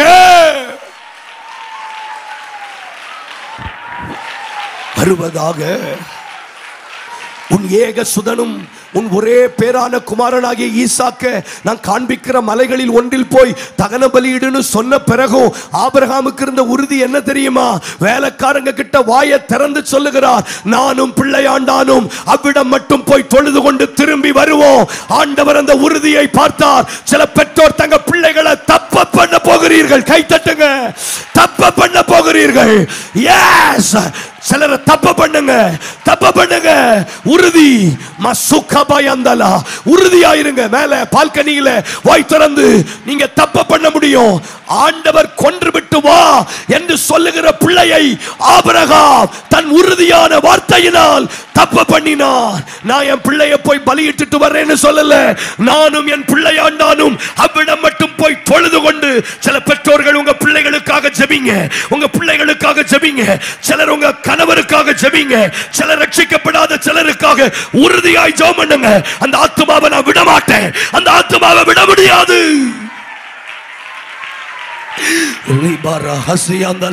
இருதயம் திறந்து சொல்லுங்க, அப்படியெல்லாம் விட முடியாது. தவம் இருந்து தேவ சமூகத்தில் கேட்டு வாங்கின பிள்ளைய அப்படி விட முடியாது. இத்தனை வருஷம் என் கூட வாழ்ந்த சிலரை நான் நரகத்துக்கு விட முடியாது. நான் பாவனையாய் திரும்ப பெற்றுக் கொள்ளுவேன். உறுதி இல்லையே. கவனிங்க, எத்தனை பேர் தேவனுக்கு மகிமை செலுத்த போறீங்க? ஆண்டவர் என்ன, கவனிங்க, என்ன ஊழியத்துக்கு அழைச்ச போது என் குடும்பம் என்ன பயங்கரமா அவர்களால் அதை ஏற்றுக்கொள்ள முடியவில்லை.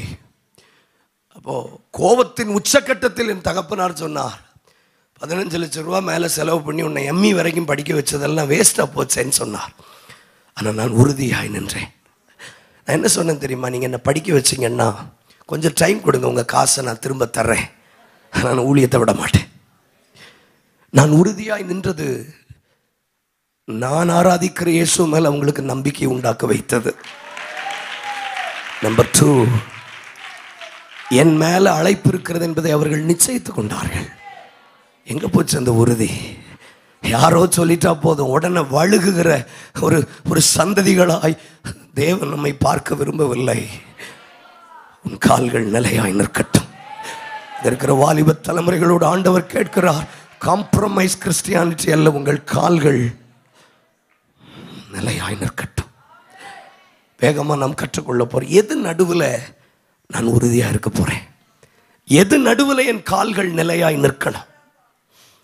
யோசுவா 3ஆம் அதிகாரம் 15ஆம் வசனம். வேகமாய் யோசுவா 3:15. யோர்தான் அறுப்பு காலம் முழுவதும் போதும். ஆண்டவர் நம்ம நிலையாய் நிற்க வேண்டிய சொல்ற இடம் யோர்தான் கரை புரண்டு ஓடுகிற நேரம், பிரச்சனைகள் தீவிரிக்கிற நேரம், போராட்டங்கள் அதிகரிக்கிற நேரம். நாம உறுதியா நிற்கணும். சூழ்நிலைகள் அனுகூலமாய் நிற்கும்போது யார் வேண்டுமானாலும் உறுதியாய் நிற்கலாம். குடும்பத்தில் சமாதானம் இருக்கும்போது யார் வேண்டுமானாலும் உறுதியாய் நிற்கலாம். ஆனால் யோர்தான் கரை புரண்டு ஓடும்போது ஆசாரியருடைய கால்கள் நிலையாய் நிற்க வேண்டும். கவனிக்கிறீங்களா வசனங்களை? யோர்தான் அறுப்பு காலத்தில் கரை புரண்டு ஓடும். ஆனால் எனக்கு ஆச்சரியம், யோசுவா 4:3 நாம் வாசித்தோம், ஆசாரியருடைய கால்கள் நிலையாய் நின்ற இடத்துல. அப்ப ஆண்டவர் ஒரு தேவ பிள்ளை, ஒரு சபை நிலையாய் நிற்க வேண்டும் என்று விரும்பினாலும் 3ஆம் அதிகாரத்திலே அதற்கு முன்பதாக வேறு ஒன்றை எதிர்பார்க்கிறார். வாசிக்கலாம். 3:13 சம்பவிப்பது என்னவென்றால், சர்வ பூமிக்கும் ஆண்டவராயிருக்கிற கர்த்தரின் பெட்டியை சுமக்கிற ஆசாரியர்களின் உள்ளங்கால்கள் யோர்தானின் தண்ணீரிலே பட்ட மாத்திரத்தில், இந்த வார்த்தையை சொல்லுங்க, பட்ட மாத்திரத்தில், சத்தமா சொல்லுங்க, பட்ட மாத்திரத்தில். கவனமா கவனிக்கலாம். உங்கள் கால்கள் நிலையாய் நிற்பதற்கு முன்பதாக முதலாவது உங்கள் கால்கள் படட்டும் என்று சொல்லுகிறார். முதலாவது உறுதி அல்ல, முதலாவது உங்கள் கால்கள் படட்டும். வாலிப பிள்ளைங்க கொஞ்சம் கவனமா கேளுங்க. முதல்லையே யாரும் உறுதியா நின்ற முடியாது. முதல்லையே யாருக்குள்ளே அந்த உறுதி வந்து விடாது. ஆனால் ஆண்டவர் சொல்லுகிறார், அதை நான் அறிந்திருக்கிறேன். ஆடுகளுடைய நிலைமைகளை அறிந்த மெய்ப்பன் சொல்லுகிறார், நீங்கள் உங்கள் கால்கள் நிலையாய் நிற்பதற்கு முன்பதாக உங்கள் கால்கள் படட்டும் என்று சொல்லுகிறார். Let your feet touch. உங்கள் கால்கள் படட்டும். Let take an effort என்று சொல்லுகிறார். ஒரு முயற்சி பண்ணுங்கள் என்று சொல்லுகிறார். எவ்வளவு உற்சாகமா இருக்கிறீங்க? ஒரு முயற்சி பண்ண சொல்லுகிறார். அப்ப நேரடியாக நம்மால 4 மணி நேரம் ஜெபிக்க முடியாதுன்னு அவருக்கு தெரியும். நேரடியாக நம்மால் 40 நாட்கள் முழு நேரம் உபவாசிக்க முடியாதுன்னு தெரியும். ஆனா உங்களால கால்களை பட வைக்கலாம். உங்க கால்களை பட வைக்கலாம். உங்க கால்களை முயற்சி எடுக்க வைக்கலாம். உன் கால்கள் பட்ட மாத்திரத்தில் அப்போ எந்த ஒரு விஷயத்திலோ நாம் நிலை நிற்பதற்கு முன்பதாக கர்த்தர் நம்மை முயற்சி பண்ண சொல்லுகிறார். கை உயர்த்தி ஸ்தோத்திரம் பண்ணுங்க. வாலிப தம்பி, ஜெபிக்க வராதுதான், ஆனா முயற்சி பண்ணுங்கன்னு சொல்றாரு. முதல்லயே ஜெபிக்க வராதுதான், முதல்லயே ஆவியில நிரம்ப முடியாதுதான், ஆனா முயற்சி பண்ணுங்க. முதல்லயே பைபிள் படிச்சா புரியாதுதான், ஆனா முயற்சி பண்ணுங்க. உன் கால்கள் பட்ட மாத்திரத்தில், உன் கால்கள் பட்ட மாத்திரத்தில் வேகமா வேகமா கற்றுக்கொள்ள போகிற. வாசிங்க 15ஆம் வசனத்தினுடைய 2வது பகுதி. வாசிங்க 15ஆம் வசனத்தினுடைய 2வது பகுதி. பெட்டியை சுமக்கிற ஆசாரியர்களின் கால்கள் பட்ட உடனே. 13ஆம் வசனத்திலே பட்ட மாத்திரத்திலேன்னு வாசித்தோம். இவர்கள் 15ல பட்ட உடனே. இது ஒரு முயற்சி தான். கவனிங்க, பிரச்சனைகள் கரை புரண்டு ஓடுகிறது. இப்பவே நீங்க உள்ள இறங்கி நில்லுங்கன்னு நான் சொல்லல. முயற்சி பண்ணுங்க. ஒரு சின்ன முயற்சி எடுங்க. Just an effort. 39வது பகல். ஒண்ணுமே செய்யாதவர்கள் நடுவில் முயற்சி எடுக்கிறவர்களை கூட பரலோகம் சந்தோஷமாய்த்தான் பார்க்கிறது. ஒன்றுமே செய்யாதவர்கள் நடுவில் சத்துருனுடைய பெரிய தந்திரம் என்ன தெரியுமா? செய்தா நல்ல செய்யணும், இல்லைன்னா செய்யக்கூடாதுன்னு சொல்லுகிறான். ஆனா கர்த்தர் சொல்றாரு, நீ பெருசா செய்யலனாலும் பரவாயில்லை, சின்னதா ஒரு அடைய சுட்டு எனக்கு கொண்டு வா. சின்னதா. எத்தனை பேருக்கு புரியுதுன்னு எனக்கு தெரியல. ரொம்ப ரொம்ப ரொம்ப செய்யணும். படிச்சா 10 அதிகாரம் தான் படிப்பேன், ஜெபிச்சா 2 மணி நேரம் தான் ஜெபிப்பேன்னு ஜெபமே இல்லாம வாழுவதை விட உங்க கால்கள் ஜெபத்திலே படட்டும், உங்க கால்கள் உபவாசத்திலே படட்டும், உங்க கைகள் வேதாகமத்தில் படட்டும். வாய் தரங்க, வாய் தரங்க. முயற்சி எடுக்கிற ஒரு சந்ததியை ஆண்டவர் தேடி வருகிறார். முயற்சி எடுக்கிற ஒரு சந்ததியை ஆண்டவர் தேடி வருகிறார். ஆண்டவர் கேட்கிறார், இங்க இருக்கிற தாய்மார்களுக்கு சொல்லுகிறார், என்னால நிற்க முடியல, பரவாயில்லை, கால்களாவது படட்டோடு சொல்றார். தகப்பன்மார்களுக்கு ஆண்டவர் சொல்றாரு, முழு நேர ஊழியத்தில் நிற்க முடியாம இருக்கலாம், ஆனா உங்க கால்கள் படலாம்ல, உங்க கால்கள் படலாம்ல. வாலிபனே, உன் கால்களாவது படாதான் ஆண்டவர் ஏங்குகிறார்.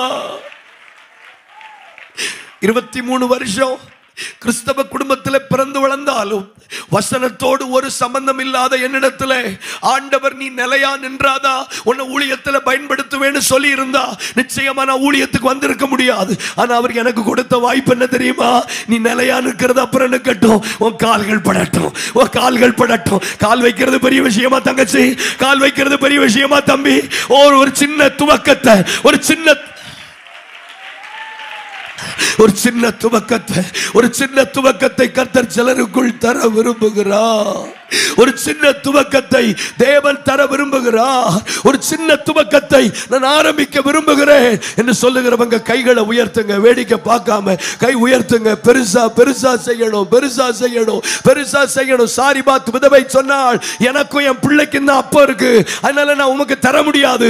ஆனா எலியா தேவனுடைய இருதயத்தை காண்பித்து கொடுத்தார். எப்படி காண்பித்து கொடுத்தார் தெரியுமா?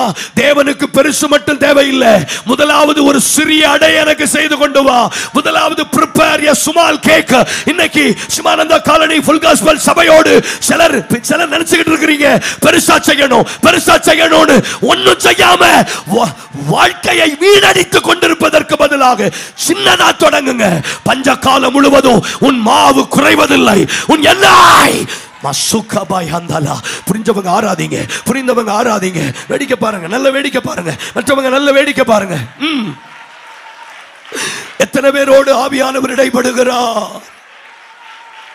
அது ஜெபிச்சா நல்ல ஜெபிக்கணும் பிரதர், பைபிள் படிச்சா நல்ல பைபிள் படிக்கணும்னு சொல்லி என் வாழ்நாளெல்லாம் போயிட்டு, என் வாழ்நாளெல்லாம் நான் கெடுத்துட்டேனே.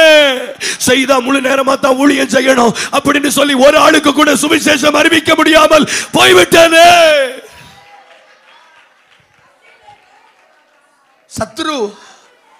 சத்துருனுடைய மனநிலைமை எப்படி சொல்லுவான்னா, நீ நல்ல செய் அப்படின்னு சொல்லி நம்மளை செய்ய விட மாட்டான். செய்தா நல்ல செய், செய்தா நல்ல செய். அப்படி அப்படி அப்படி பைபிள்ல ஆண்டவர் ஒரு இடத்துலயும் சொல்லல. உனக்கு கொஞ்சம் பலன் இருந்தும் தான் சொல்றார். Thou hast the little strength. இல்ல, ஜெபம் பண்ணா நல்ல பண்ணணும் அப்படின்னு ஜெபமே பண்றது இல்லை. பைபிள் படிச்சா நல்லா படிக்கணும் அப்படின்னு பைபிள் படிக்கிறதே இல்லை. ஆனால் ஆண்டவருக்கு நம்மளை பற்றி தெரிகிறதுனால தான் அவர் சொல்றார், உன் கால்கள் நிலையா அப்புறம் நிற்கட்டும், உன் கால்கள் படட்டும். தெரிஞ்ச சத்தியம்தான். ஆனால் சில நேரம் ஆண்டவர் சில நேரம் நம்மோடு பேசும்போது அது நம்மளை உயிர்ப்பிக்க இல்லையா? எனக்கெல்லாம் அப்படி ஒரு வாய்ப்பு தந்ததுனால தான் இன்றைக்கு நான் உங்களுக்கு முன்னாடி நிற்கிறேன்.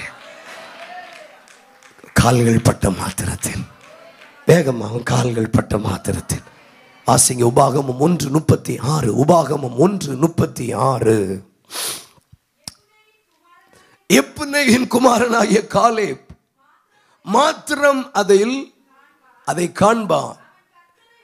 அவன் கர்த்தரை உத்தமமாய் பின்பற்றினபடியினாலும் நான் அவன் மிதித்து வந்த தேசத்தை. பொதுவா ஒரு தேசத்தை சுதந்திரிக்கணும்னா யுத்தம் பண்ணணும், ஒரு தேசத்தை சுதந்திரிக்கணும்னா சண்டை போடணும். ஆனால் ஆண்டவர் காலேபுக்கு சொல்லுகிறார், நீ யுத்தம் பண்ணல, சண்டை போடல, ஆனா நீ செய்ததெல்லாம் கால் மிதித்தாய். கேட்கல, கால் மிதித்தாய், கால் மிதித்தாய். இந்த வார்த்தையை எழுதிக்கும், கால் மிதித்தா. கவனிங்க, கால் மிதிக்கிறது பெரிய விஷயமா? சீக்கிரம் நான் முடிப்பேன், கொஞ்சம் கவனிங்க. கால் மிதிக்கிறது பெரிய விஷயமா? கால் மிதிக்கிறது பெரிய விஷயம் இல்லை. ஆனா எது நடுவில் அவர் மிதித்தார்னா, என்னாகமம் 13:33. என்னாகமம் 13:33. அங்கே ராட்சத பிறவியான ஏனாக்கின் புத்திரர்களை ராட்சதரையும் கண்டோம். நாங்கள் எங்கள் பார்வைக்கு வெட்டுக்கிளிகளைப் போல் இருந்தோம், அவர்கள் பார்வைக்கும் அப்படியே இருந்தோம் என்று சொல்லி, இப்படி இஸ்ரவேல் புத்திரருக்குள்ளே தாங்கள் சுற்றி பார்த்து வந்த தேசத்தை குறித்து துர்ச்செய்தி. யார் பரம்ப செய்தாங்கன்னு நம்ம எல்லாருக்கும் தெரியும், 10 கோத்திரத்தார். அந்த 10 கோத்திரத்தாரும் கானான் தேசத்தை வேவு பார்த்து விட்டு வந்து ஜனங்களுடைய இருதயத்தை கரைய பண்ணி சொன்னார்கள், அந்த தேசத்துக்குள்ளே போகணும்னு கனவு கூட காணாதீங்க, அந்த தேசத்துக்குள்ளே நம்மால் பிரவேசிக்க முடியாது. இப்படி 10 கோத்திரத்தாரும் அவர்கள் தாங்கள் போகிறது மட்டுமல்லாமல் மற்றவர்களை கரைய பண்ணின போது, வாசிங்க என்னாகமம் 14ஆம் அதிகாரம் 6-7 வசனங்கள். 6-7. தேசத்தை சுற்றி பார்த்தவர்களில் நூனின் குமாரனாகிய யோசுவாவும் குமாரனாகிய தங்கள் வஸ்திரத்தை கிழித்துக் கொண்டு, நாங்கள் போய் சுற்றி பார்த்து சோதித்த தேசம் மகா நல்ல தேசம். ஆண்டவருக்கு என்ன சந்தோஷம்னா, எல்லா கோத்திரத்தாரும் முயற்சி கூட எடுப்பதற்கு முன் வராத போது இந்த தேசத்தை கர்த்தர் தருவார் என்று சொல்லி ஒரு முயற்சி எடுத்தான். ஆங்கிலத்தில் ரொம்ப அழகா போட, he took an initiative. ஒரு முயற்சி எடுத்தான். அந்த ஒரு முயற்சியை பரலோகம் சந்தோஷமாய் பார்த்தது. எத்தனை பேர் நான் ஒரு முயற்சி எடுக்க போறேன், நான் ஒரு முயற்சி எடுக்க போகிறேன். ஒரு முயற்சி கூட எடுப்பதற்கு முன்வராத ஒரு சந்ததியின் நடுவில் ஒரு கூட்டத்தார் முயற்சி எடுத்தார்கள். நான் ரட்சிக்கப்பட்ட நாட்களில் ஜெபம் கூட பண்ணுவதற்கு முயற்சி பண்ணாதவர்கள் நடுவில் ஜெபம் பண்ண முயற்சி செய்தேன்.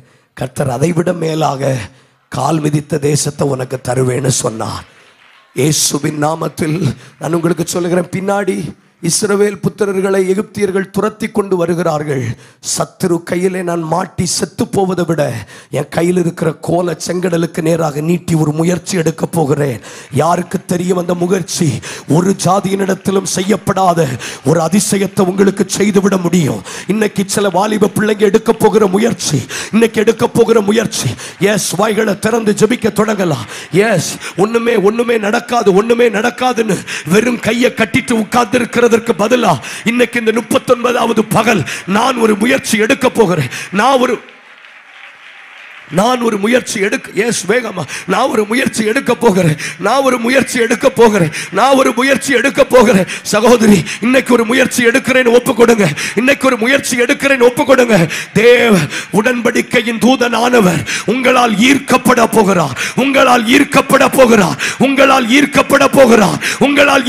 போகிறார். முயற்சியே எடுக்காத சமுதாயத்தின் நடுவில், பேச தெரியாதுன்னு ஒளிந்து நிற்கிற சமுதாயத்தின் நடுவில், செபிக்க மாட்டேன்னு முடங்கி கிடக்க சமுதாயத்தின் நடுவில் ஜெபிக்க முயற்சி எடுக்கிற காலேபே, கால் வைக்க முயற்சி எடுக்கிற காலேபே, கோலை நீட்டுகிற மோசேயே, ஒரு ஜாதியிலும் செய்யப்படாத ஒரு அதிசயத்தை நான் உன்னோடு கூட இருந்து செய்வேன். நான் உன்னோடு கூட இருந்து செய்கிற காரியம் பயங்கரமா இருக்கும் என்று சொல்லுகிற ஆண்டவர் இந்த 39வது பகல் எத்தனை பேரோடு தேவன் இடைபடுகிறார்? கொஞ்சம் கவனிங்க. சமீப நாட்களா நீங்க என்ன முயற்சி எடுத்தீங்க? சொல்லுங்க தங்கச்சி, என்ன முயற்சி எடுத்தீங்க? அம்மா சொல்லுங்க. ஐயா, என்ன முயற்சி எடுத்தோம்? கை தட்டுறதுனாலயோ சபைக்கு வந்து போகிறதுனால வாட் ரிஸ்க் யூ டுக்? என்ன முயற்சி எடுத்தோம்? அப்படி சாதாரணமா பிரசங்கிக்கிறவங்கள மாறிடலங்க. we came across so many efforts, பல முயற்சிகள். சகேவு எப்படியாகிலும் இயேசுவை பார்த்து விட வேண்டும் என்று முயற்சி எடுத்தான். அவன் குள்ளனானபடியினால் ஜனக்கூட்டத்தின் நடுவில் பார்க்க முடியவில்லை. அவனுக்கு தெரியும், என் கெப்பாசிட்டிக்கெல்லாம் ஃபர்ஸ்ட் அட்டெம்ப்ட்ல ஜெயிக்க முடியாது, இன்னொரு அட்டெம்ப்ட் ஏறி பார்ப்போம். மரத்தில் ஏறினா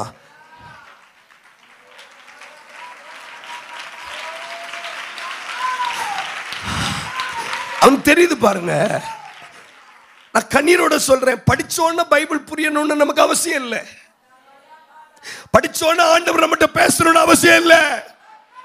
ஃபர்ஸ்ட் தடவை 40 நாள் உபவாசம் இருந்த உடனே கற்பலைகளை ஜனங்கள்ட்ட கொண்டு சேர்த்தணும்னு அவசியம் இல்லை. ஒருவேளை 2வது முயற்சி எடுக்க வேண்டியதா இருக்கலாம். சிலரோடு திட்டவட்டமாய் ஆவியானவர் பேசுகிறார். ஒரு தடவை தான் ஜெபிப்பேன், ஒரு தடவை தான் பைபிள் படிப்பேன், ஒரு தடவை தான் உபவாசிப்பேன், நடந்தா நடக்கட்டும்னா you cannot attract anybody. அவன் குள்ளனா இருந்தபடியினால் ஜனக்கூட்டத்தின் நடுவில் இயேசுவை பார்க்க முடியல. சிலர் இருந்தா என்ன முடிவு எடுத்திருப்பாங்க? வாழ்நாள் எல்லாம் என்னால் இயேசுவை பார்க்க முடியாது, நான் போறேன்னு போயிருப்பாங்க. ஆனால் அவன் காட்டத்தி மரத்தில் ஏறினான். அவன் இயேசுவை பார்க்கறதுக்கு ஏறினான். ஆனா சந்தோஷமான விஷயம், இயேசு அவனை கண்டா. நீங்க எடுக்கக்கூடிய முயற்சிக்கு என்ன வேணாலும் கிடைக்கலாம். வேடிக்கை மட்டும் பார்க்காதீங்க, டைம் ஆயிட்டே இருக்கு, வேடிக்கை மட்டும் பார்க்காதீங்க.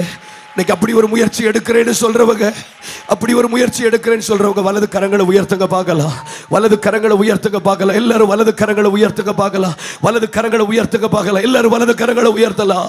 ஆண்டவரே, என்னால நிலை நிற்கிறேங்கிறது அடுத்துப்பா, நான் ஒரு முயற்சி எடுக்கிறேன். கொஞ்சம் வாயை திறந்து தகப்பன்மார் ஜெபிக்கலாமே. கொஞ்சம் வாய்களை திறங்க. சோராமல் ஜெபித்திட ஜபாவி வரம் தாருமே.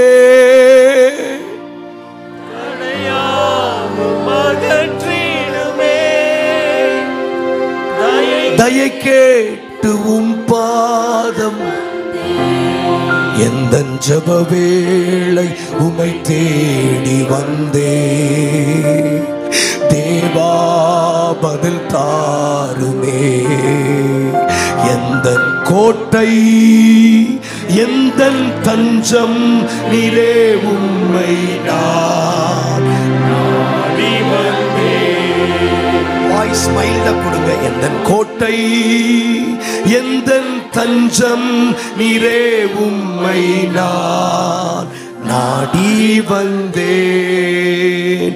எந்த ஜப வேளை தேவா பதில் தாருமே. எந்த கோட்டை எந்த தஞ்சம் நீரே, உம்மை நான் நாடி வந்தேன்.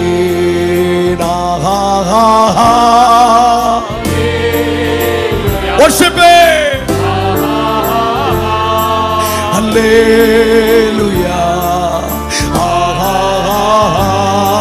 Hallelujah. Hallelujah. Hallelujah.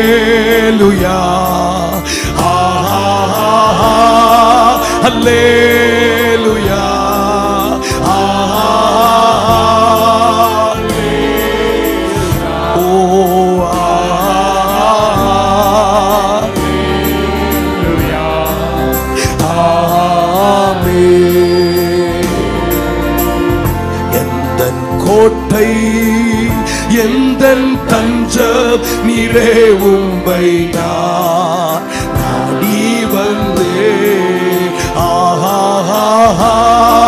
அல்லேலூயா.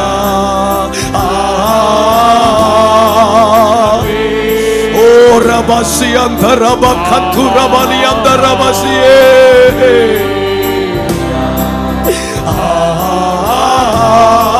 Hallelujah.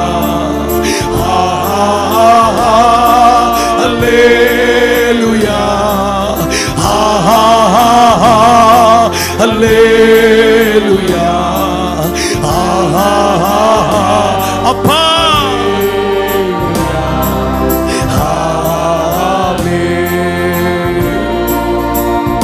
எந்தன் கோட்டை எந்த தஞ்சம் நீரே, உம்மை நாடி வந்தேன். ஒரு நிமிஷம் உங்க கண்களை திறந்து பாருங்க. நான் என்ன முயற்சி எடுத்தேன்? இந்த உடன்படிக்கையின் தூதனானவர் என்னிடத்தில் வருவதற்கு நான் என்ன முயற்சி எடுத்தேன்? என்ன முயற்சி எடுத்தேன்? ரெண்டு இடத்திலே சொல்லுகிறார். சம்பவிப்பது என்னவென்றால், உடன்படிக்கை பெட்டியை சுமக்கிற ஆசாரியனுடைய கால்கள் பட்ட மாத்திரத்தில், பட்ட உடனே கால்கள் உறுதியாய் நிற்கிறது. அப்புறம் இருக்கட்டும், எல்லாராலும் உடனே நிலை நின்ற முடியாது. முதல்ல நான் ஒரு முயற்சி எடுக்கிறேன். யாருக்கு தெரியும், நீங்க எடுக்க போகிற முயற்சி ஒரு ஜாதியினிடத்திலும் செய்யப்படாத அதிசயமாய் மாறிவிட முடியும். ஒரு ஜாதியினிடத்திலும் செய்யப்படாத ஒரு அதிசயமாய் மாறிவிடும். முயற்சியிலே இயேசுவை பார்த்து விடணும்னு சகைவு நினைக்கல. முதல் முயற்சியிலேயே பாம்பு, முதல் முயற்சியிலே அவனுக்கு ரெகோபோத்து திறந்து விடவில்லை. ஏதோ ஒரு முயற்சியிலே கர்த்தர் நமக்கு அற்புதம் செய்வார். கைகளை உயர்த்தி ஆண்டவருக்கு ஸ்தோத்திரம் பண்ணுங்க. அப்படி முயற்சி எடுக்கிறவர்களைத்தான் அவர்களால் தான் தேவன் ஈர்க்கப்படுகிறார். நான் எடுக்க போகிற முயற்சியை ஆண்டவர் பார்க்கட்டும். சத்தமா சொல்லுங்க, நான் எடுக்க போகிற முயற்சியை பார்க்கட்டும். ஒரு வசனம் வாசிக்கலாம் வேகமா நம்ம முடிக்கிறதுக்கு முன்பதாக. ஏசாயா 63:4. ஏசாயா 63:4. நீதியை சரிக்கட்டும் நாள், நீதியை சரிக்கட்டும் நாள் என் மனதில் இருந்தது, என்னுடையவர்களை மீட்கும் வருஷம். அப்ப கவனிங்க, ஆண்டவர் நம்மை மீட்கிற வருஷம் அல்லது நமக்கு நீதியை சரி கட்டுகிற நாள் அவருடைய மனதில் இருக்கிறது, நமக்கு சொல்ல மாட்டார். It is in his heart. அது அவருடைய மனதில் இருக்கிறது. நீதியை சரி கட்டுகிற நாள், கவனிங்க, நீதியை சரி கட்டுகிற வருஷம்னு சொல்லல, நீதியை சரி கட்டுகிற மாதம் என்று சொல்லவில்லை. வருஷம்னு சொன்னா எந்த மாதம்னு குழம்பலாம், எந்த மாதம்னு சொல்லல, நாள், டே. ஒரு நாளை வைத்திருக்கிறார். நம்முடைய வாழ்க்கையின் தலையெழுத்துக்களை மாற்ற வேண்டிய நாள், நம்முடைய தலையின் மேல் நம்முடைய கிரீடங்கள் பூக்க பண்ணுகிற நாள், பிரயாசத்திற்கு பிரதிபலன்களை பெற்றுக் கொள்ளுகிற ஒரு நாள். ஆனா அந்த நாள் என்னைக்குன்னு நமக்கு தெரியாது. அந்த நாள் என்றைக்குன்னு நமக்கு தெரியாது. அந்த நாள் வரைக்கும் நான் முயற்சி பண்ணி கொண்டே இருப்பேன். அந்த நாள் வரைக்கும் நான் ஜெபித்து கொண்டே இருப்பேன்.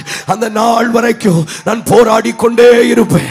அந்த நாளை நான் தொட்ட அடுத்த நிமிஷம் கர்த்தர் என் தலையெழுத்தை, என் சரித்திரத்தை மாற்ற அவர் வல்லமை உடையவர். கைகளை உயர்த்தி ஆண்டவருக்கு ஸ்தோத்திரம் பண்ணுங்க. வேகமாக கவனிங்க.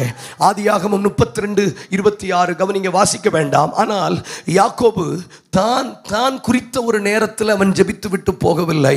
அவன் எந்த நேரம் வரைக்கும் ஜெபித்தான் என்று வேதம் சொல்லுகிறதானால், பொழுது விடுகிறது நான் போகட்டும் என்று கர்த்தருடைய தூதனானவர் சொல்லுகிற வரைக்கும் ஜெபித்தான். அர்த்தம், அவர் மனதிலே வைத்திருந்த நேரம் வரைக்கும் அவன் ஜெபித்தான். தேவனுடைய தூதனானவர் எடுபட்டு போகிற நேரம் வரைக்கும் அவன் ஜெபித்தான். அந்த நேரத்தை அவன் தொட்ட உடனே கர்த்தருடைய தூதனானவர் கேட்டார், உன் பெயர் என்ன? யாக்கோபு.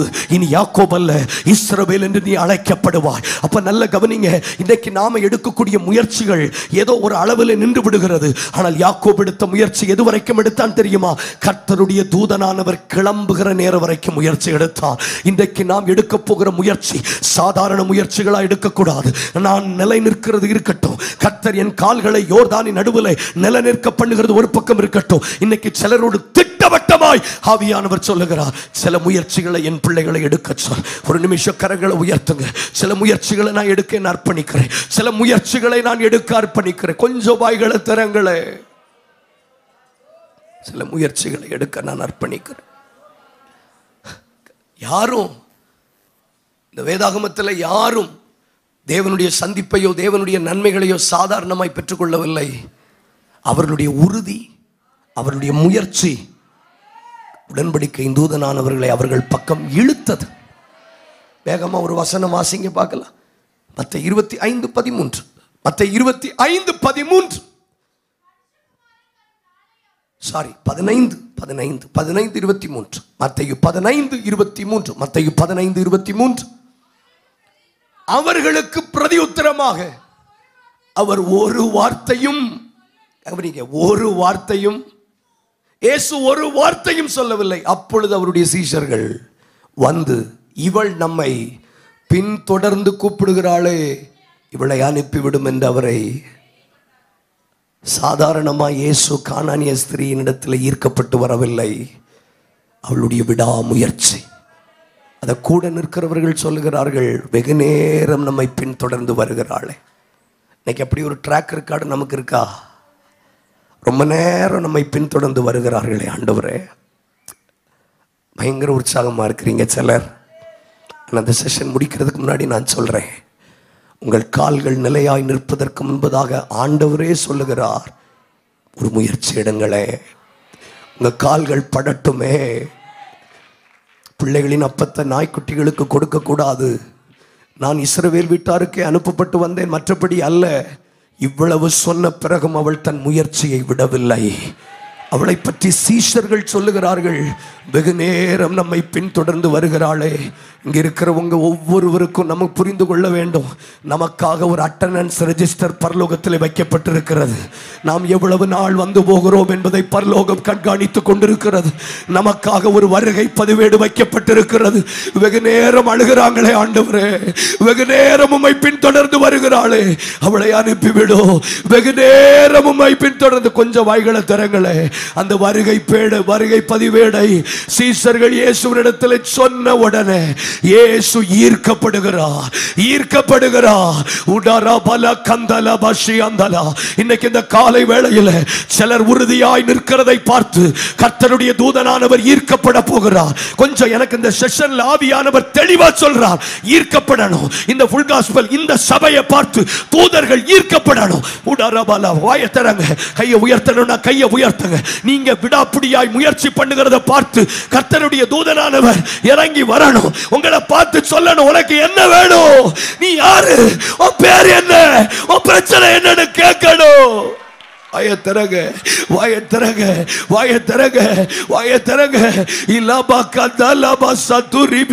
ரெண்டு நிமிஷம் வாயை திறந்து ஜெபிங்க. நீங்க கை தட்டலனாலும் பரவாயில்லை, உங்களுடைய இருதயங்கள் திறக்கட்டும். இருதயத்தில் விசுவாசிங்க. ஓ, வாயினாலே அறிக்கை செய்யுங்க. ஆண்டவரே, நீங்க என்ன வந்து கேட்கிற வரைக்கும், நீங்க என்னால ஈர்க்கப்படுகிற வரைக்கும், நீங்க கல்லறையிடத்தில் வந்து ஏன் அழுகிறன்னு கேட்கிற வரைக்கும் நான் முயற்சி பண்ணுவேன்.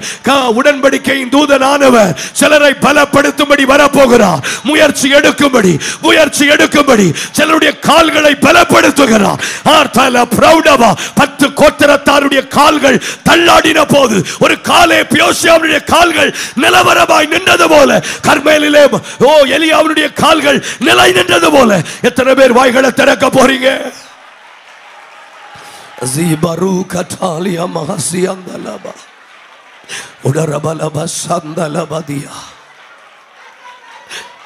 தயவு செய்து கவனிங்களே, ஏதாவது ஒரு எல்லையில் நாமளை விட்டு கொடுக்கணும்ல. நான் ஒரு முயற்சி எடுப்பேன், என்ன அவர் விசாரிக்கும்படி வரணும். ஸ்திரீயை ஏன் அழுகிறாய்னு கேட்கணும். உங்க முயற்சி, உங்க உறுதியை பார்த்து ஈர்க்கப்பட்டு வருவார். சிலருடைய ஜெபம் அவரை இழுத்து கொண்டு வரும். நான் என் பிதாவை இன்னும் தரிசிக்கவில்லையே, என்னை நீ தொடாத. ஆனா உன்னுடைய விடாமுயற்சி, உன்னுடைய உறுதி என்னை இழுத்து கொண்டு வந்தது.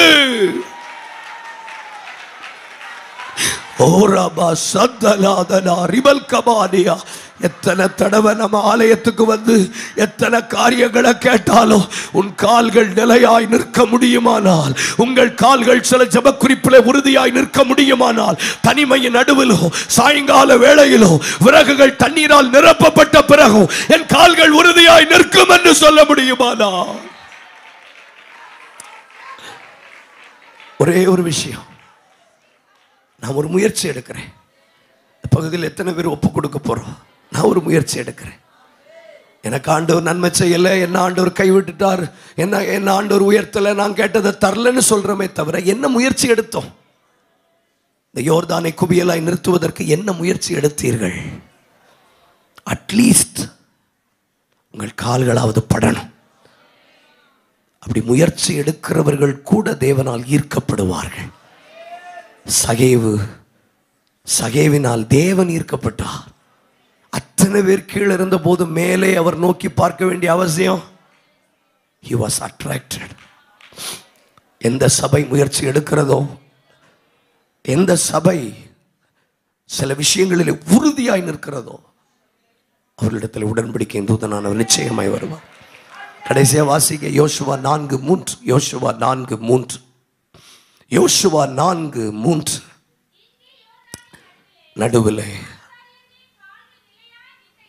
நிலையாய் நின்ற இடத்துல 12 கற்களை எடுத்து, இதை தாண்டி நான் உறுதியாய் ஒரு விஷயத்தில் நான் நின்று விட்டால் எதையாயிலும் ஒரு நன்மையை எடுத்துக்கொள்ளாமல் நான் போகவே மாட்டேன். கை உயர்த்தி ஆண்டவருக்கு ஸ்தோத்திரம் பண்ணுங்களே. இந்த 12 கற்களை அவர்கள் சாதாரணமாக எடுக்கவில்லை, நிலையாய் நின்று எடுத்தார்கள். சகோதரி, சகோதரா, தகப்பனே, தாயே, தேவனிடத்திலிருந்து ஒரு செய்தி வாங்கணும்னா கூட உறுதியாக நின்னா தான் தருவார் தெரியுமா? சும்மா ஊழியக்காரங்கனால இந்தா பார்சல் அனுப்பியிருக்கிறேன், கொரியர் அனுப்பியிருக்கிறேன், வாட்ஸ்அப்பில் லிங்க் அனுப்பியிருக்கிறேன் எடுத்துக்கொண்டு சொல்ல மாட்டார். உறுதியாக நிற்கணும். சில நேரம் அழ வேண்டியது இருக்கிறது, சில நேரம் அந்த வலியை விவரிக்க முடியாது. சில நேரம் உறுதியாய் நிற்கும் போது தான் கல்லுகள் எடுக்கப்பட முடியும். கல்லுகள் எடுக்கப்படணும். இந்த காலை வேளையில் நாம் ஒரு சாதாரண ஆவிக்குரிய முதல்நிலை விசுவாசிகள் அல்ல. நான் கல்லுகளை எடுக்கணும். நான் கல்லுகளை எடுக்கணும்னா எனக்கு உறுதி வேணும். இந்த ஜனங்களோடு நீர் பேசணும், இந்த ஜனங்களோடு நீர் சம்பாஷிக்கணும். நான் அக்கறைக்கு வெறும் கையோடு போக முடியாது. உறுதியா நின்றுங்க, உறுதியா நின்றுங்க, உறுதியா நின்றுங்க. உங்க கால்கள் நிலையான நீங்க சும்மா கேட்டீங்கன்னா ஒரு கல்லுகளும் எடுக்கப்பட முடியாது. உங்கள் கால்கள் வேரூன்றப்படுமானால் அந்த கால்களுக்கு கீழ் இருக்கிற கல்லுகளை எடுப்பதற்கு தேவன் உதவி செய்வார். அதை அக்கறைக்கு கொண்டு போக உதவி செய்வார். 7ஆம் வசனத்தில் என்ன சொல்லுது தெரியுமா? அந்த கல்லுகள் என்றென்றைக்கும் உங்களுக்கு நினைப்பூட்டும் அடையாளமாக இருக்கும் என்று சொல்லுகிறார். அப்படி நீங்க நிலை நின்று கர்த்தருக்குள்ள எதையாகிலும் பெற்றுக் கொள்ளுவீர்களானால் என்றென்றைக்கும் அது நினைப்பூட்டும் அடையாளமாக இருக்கும். It's a permanent reminder. கை உயர்த்தி ஸ்தோத்திரம் பண்ணுங்களே. அப்படி நிலை நின்று எடுக்கக்கூடிய விசுவாச பிள்ளைகளை, நிலை நின்று கிராமங்களை பிடித்துக் கொள்ளக்கூடிய சபையாக கர்த்தர் நம்முடைய சபையை எழுப்ப விரும்புகிறார். ஏதோ காலை வச்சேன் போனேன் அல்ல, உறுதியா நிற்கணும். கொஞ்சம் கைகளை உயர்த்துங்க. உறுதியா நிற்கணும். அது மாத்திரமல்ல, 21, 22 வசனத்தில் இப்படி வாசிக்கிறோம். உங்க பிள்ளைகள் இந்த கல்லு என்னன்னு கேட்கணும். என் அன்பு தாய்மார்களை, தகப்பன்மார்கள், உங்க தலைமுறை கேட்கணும். இந்த கல்லு எப்படி, இவ்வளவு பெரிய ஊழியம் எப்படி வந்துச்சுன்னு நீங்க கேட்கும் போது ஒரு சந்ததிக்கு சொல்லணும், நாங்கள் உறுதியாய் நின்று,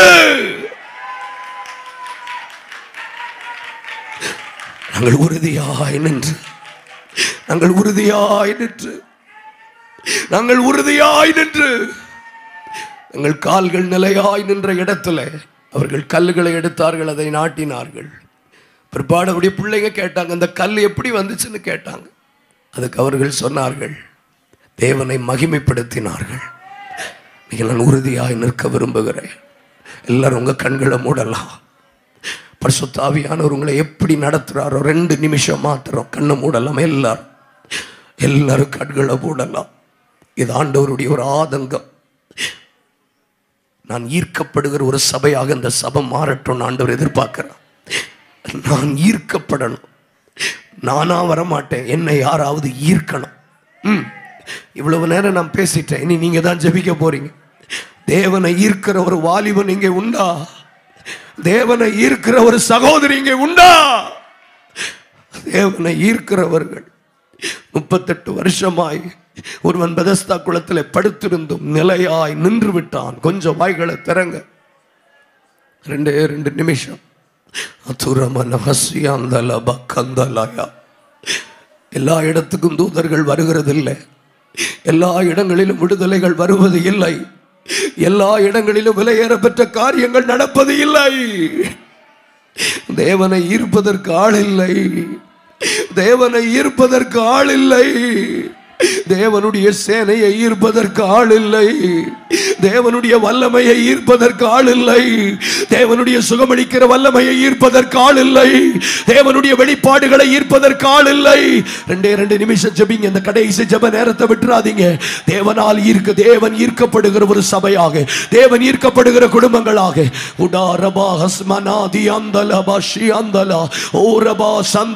முதலாவது உங்களுடைய 2 நினைவுகளை மாத்தி போடுங்க.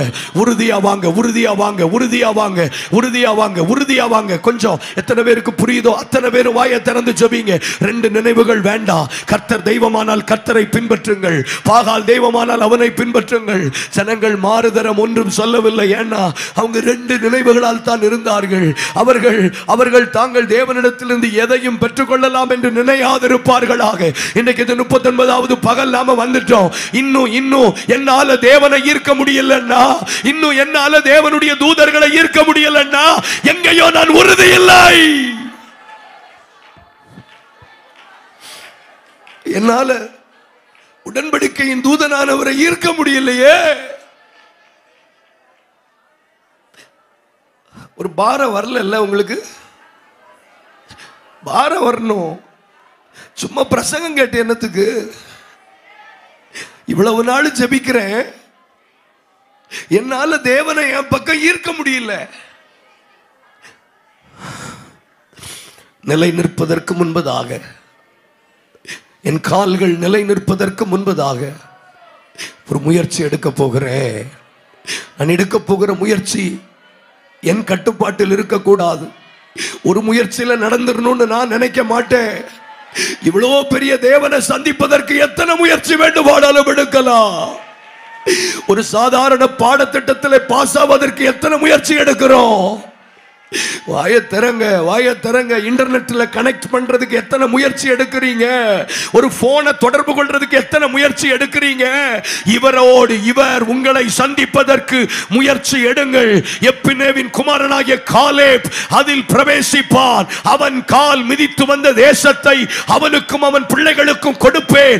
இன்றைக்கு சில குடும்பங்களுக்கு சொல்லுகிறார், மற்ற யாரும் எடுக்காத முயற்சிகளை என் பிள்ளைகள் எடுக்க ஆயத்தமானால் மற்ற யாருக்கும் கிடைக்காத சுதந்திரத்தை கை தட்டி வாய்களை திறந்து சில நிமிஷம் அந்த முயற்சிகளுக்கு உங்களை விட்டு கொடுங்க. ஒரு தடவை நான் ஜெபிச்சு பார்த்தேன், விட்டுட்டேன். இல்ல. ஒரு தடவை பைபிள் படி இல்ல. உடன்படிக்கையின் தூதனானவர் இறங்கி வந்து, பிரியமான தானியேலே, திடன் கொள்.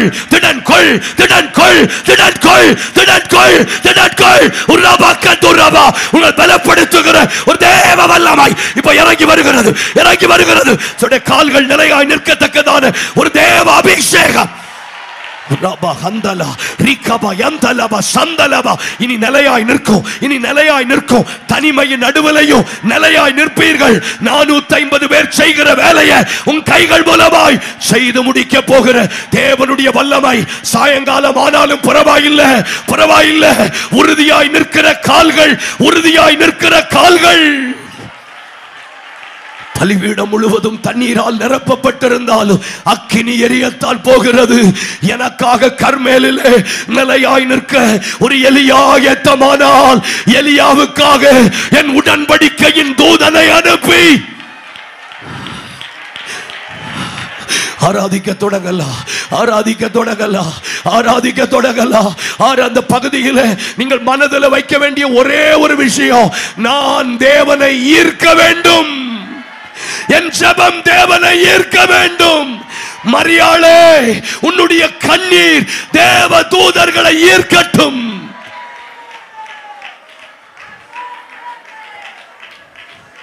அப்படி யோவானால பேதுருவால செய்ய முடியாததை மகதலேனா மரியாள் செய்தாள்.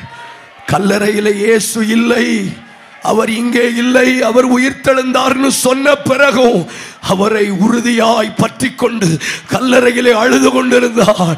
அவளை எடுத்ததுண்டானால் அவரை எங்கே வைத்தீர்கள் என்று எங்களுக்கு சொல்லுங்கள், நான் எடுத்துக்கொண்டு போகிறேன். அவள் உறுதி தேவனை ஈர்த்தது, உடன்படிக்கையின் தூதனானவரை ஈர்த்தது. இன்னைக்கு இந்த 39வது பகல் சிலருடைய கண்ணீர் தேவனை ஈர்த்து கொண்டு வருகிறது. 38 வருஷம் ஆனாலும் என்னை சந்திக்கும்படி அவர் வருவார் என்று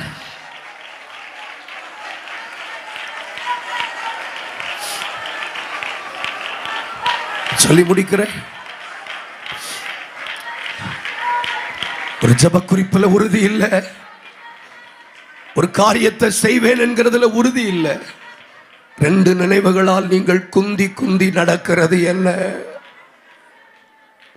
செய்தா பெருசா செய்யணும், இல்லைன்னா செய்யக்கூடாதுன்னு சொல்லி ஒன்றுமே செய்யாதிருக்கிற ஒரு கூட்டத்தின் நடுவில் சின்னதா ஏதாவது செய்ய போறேன்னு சொல்லி தன் கால்களை தண்ணீரிலே பட வைத்த ஒரு ஆசாரிய கூட்டத்தை போல 5000 பேருக்கு கொடுக்கக்கூடிய அளவுக்கு எனக்கு அப்போ இல்லைன்னு சொல்லி வாயை மூடிட்டு சும்மா இல்லாம தன்னால் என்றதை கொடுத்த சிறு பிள்ளையை போல ஒரு சின்ன முயற்சி நீங்கள் எடுப்பீர்களானால் சரித்திரத்தில் இது மிகப்பெரிய அற்புதமாய் பதிவிடப்பட போகிறது.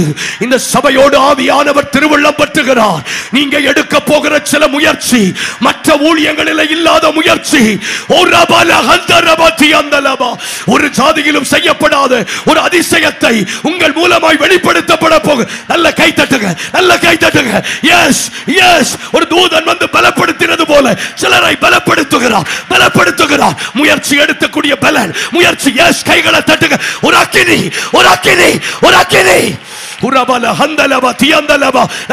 நல்ல கைகளை தட்ட. ஆவியின் நிறைவு.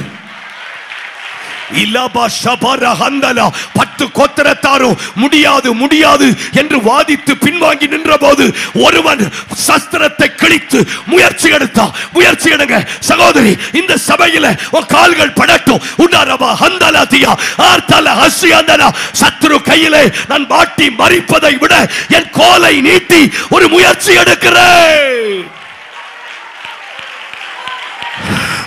தேவன் ஈர்க்கப்படட்டும், தேவனுடைய தூதன்மார் ஈர்க்கப்படட்டும், தேவனுடைய திட்டங்கள் ஈர்க்கப்படட்டும். உராபாலாபா சந்தலா, வெகு நேரம் நம்மை பின்தொடர்ந்து வருகிறாளே, அவளை அனுப்பிவிடும்.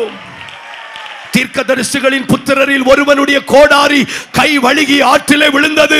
தொலைத்து போனவர்கள் ஏராளம், ஆனால் இவன் உறுதியாய் நின்றா. விழுந்ததை எடுக்காம போமாட்டேன், விழுந்ததை எடுக்காம போமாட்டேன். ஓ ஐயோ என் ஆண்டவனே என்று கூவினா. அவன் உறுதியை பார்த்து எலிசா கேட்டா, எங்கே போட்ட? விழுந்த இடத்தை சொன்ன போது அந்த இரும்பை மிதக்க பண்ணினது போல உறுதியா இருக்கிறீங்களா? உறுதியா இருக்கிறீங்களா? இழந்து போன கிருபை, இழந்து போன வல்லமை, இழந்து போன பலம். தொலைத்தவர்கள் ஏராளம், தொலைத்தவர்கள் ஏராளம். சொப்பனத்தை தொலைத்தவர்கள் ஏராளம், கண்ணீரின் ஆவியை தொலைத்தவர்கள் ஏராளம், மன்றாட்டு ஜெபத்தை தொலைத்தவர்கள் ஏராளம், சுவிசேஷ பாரத்தை தொலைத்தவர்கள் ஏராளம். ஆனாலும் தொலைத்தவர்கள் எல்லாம் உறுதியா இருக்கவில்லை. ஆனால் இவன் உறுதியா இருந்தான். ஐயோ என் ஆண்டவரே என்று கூவினார். கூப்பிடுங்க, கூப்பிடுங்க.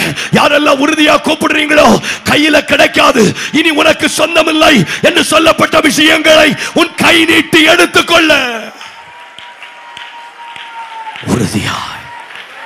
அவன் வில் உறுதியாய் நின்றது. ஆதலால் அவன் இஸ்ரவேலுக்கு மெய்ப்பனும் கண்மலையுமானான்.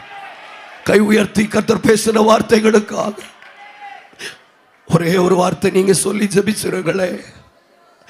பெருசா செய்யணும் பெருசா செய்யணும்னு ஒண்ணுமே செய்யாம போயிட்டே ஆண்டவரே. நல்ல பைபிள் படிக்கணும், நல்ல பைபிள் படிக்கணும்னு கொஞ்சம் கூட படிக்க முடியாமல் போனேனே. ஜெபித்தால் நல்ல ஜெபித்து விட வேண்டும் என்று சாதாரணமாய் கூட ஜெபிக்க முடியாமல் போனேனே. முதலாவது ஒரு சிறிய அடைய ஆயத்தம் பண்ணி எனக்கு கொண்டு வா. எத்தனை பேர் முயற்சி எடுக்க போறீங்க? நான் திரும்ப திரும்ப சொல்றேன் இந்த வார்த்தையை பலிபீடத்தில் இருந்து. யாருக்கு தெரியும் நீங்க எடுக்க போகிற முயற்சி சரித்திரத்தில் ஒரு மிகப்பெரிய அடையாளமாய் மாறலாம். அவர்கள் முயற்சி தான் எடுத்தார்கள், தன் கால்களை பட வைத்தார்கள். ஆதாம் தேசம் வரைக்கும் அது குவியலாய் நின்றது.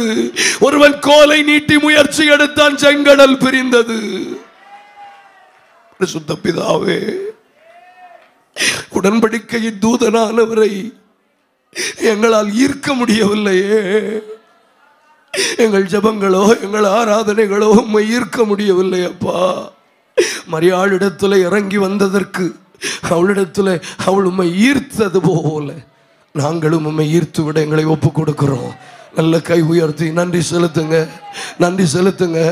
முதல்லையே கர்த்தர் உங்களை உறுதியா நிற்கணும்னு சொல்ல மாட்டார். முதல்ல உங்க கால்கள் படட்டும். சில முயற்சிகளை எடுங்க. அந்த முயற்சிகள்ல நீங்க பார்க்கக்கூடிய சில விடுதலைகள் உங்களை விசுவாசத்துல உறுதியாய் நிற்க வைக்கும், உங்களை ஜெபத்துல உறுதியாய் வைக்கும். அப்படி உறுதியாய் நிற்கிறவர்கள் கல்லுகளை எடுக்க போகிறோம். அது நம்முடைய சந்ததிக்கு ஒரு நித்திய நித்திய நித்திய நினைப்பூட்டும் அடையாளமாக தேவன் சிலரை எழுப்ப போகிறதற்காக நல்ல கை தட்டி வாய் திறந்து ஸ்தோத்திரம் பண்ணும். நல்ல கை தட்டி ஒரு நினைப்பூட்டும் அடையாளமாக தேவதூதரால் எத்தனை பேர் கர்த்தர் என்னோடு பேசினார் என்று சொல்ல போறீங்க. உறுதியாய் உறுதியாய் உறுதியாய் உறுதியாய் ஒரு தடவை கூட சிலரை பலப்படுத்தும்படி உறுதியாய் தனிமையிலும் சாயங்கால வேளையிலும் உலகம் முழுவதும் தண்ணீரால் நிரப்பப்பட்டாலும் உங்களை பலப்படுத்தும்படி உடன்படிக்கையின் தூதன் வருவதனுடைய பிரத்யேக நோக்கம் உங்களை ஒரு விஷயத்தில் உறுதியாய் நிற்க பண்ணும்படி, உங்களை முயற்சி எடுக்கப்படும்படி, அதனால் ஈர்க்கப்பட்டு அவர் உங்களிடத்தில் வருவார் என்று நம்புகிறவர்கள் நல்ல கை தட்டி தேவனுக்கு ஸ்தோத்திரம்.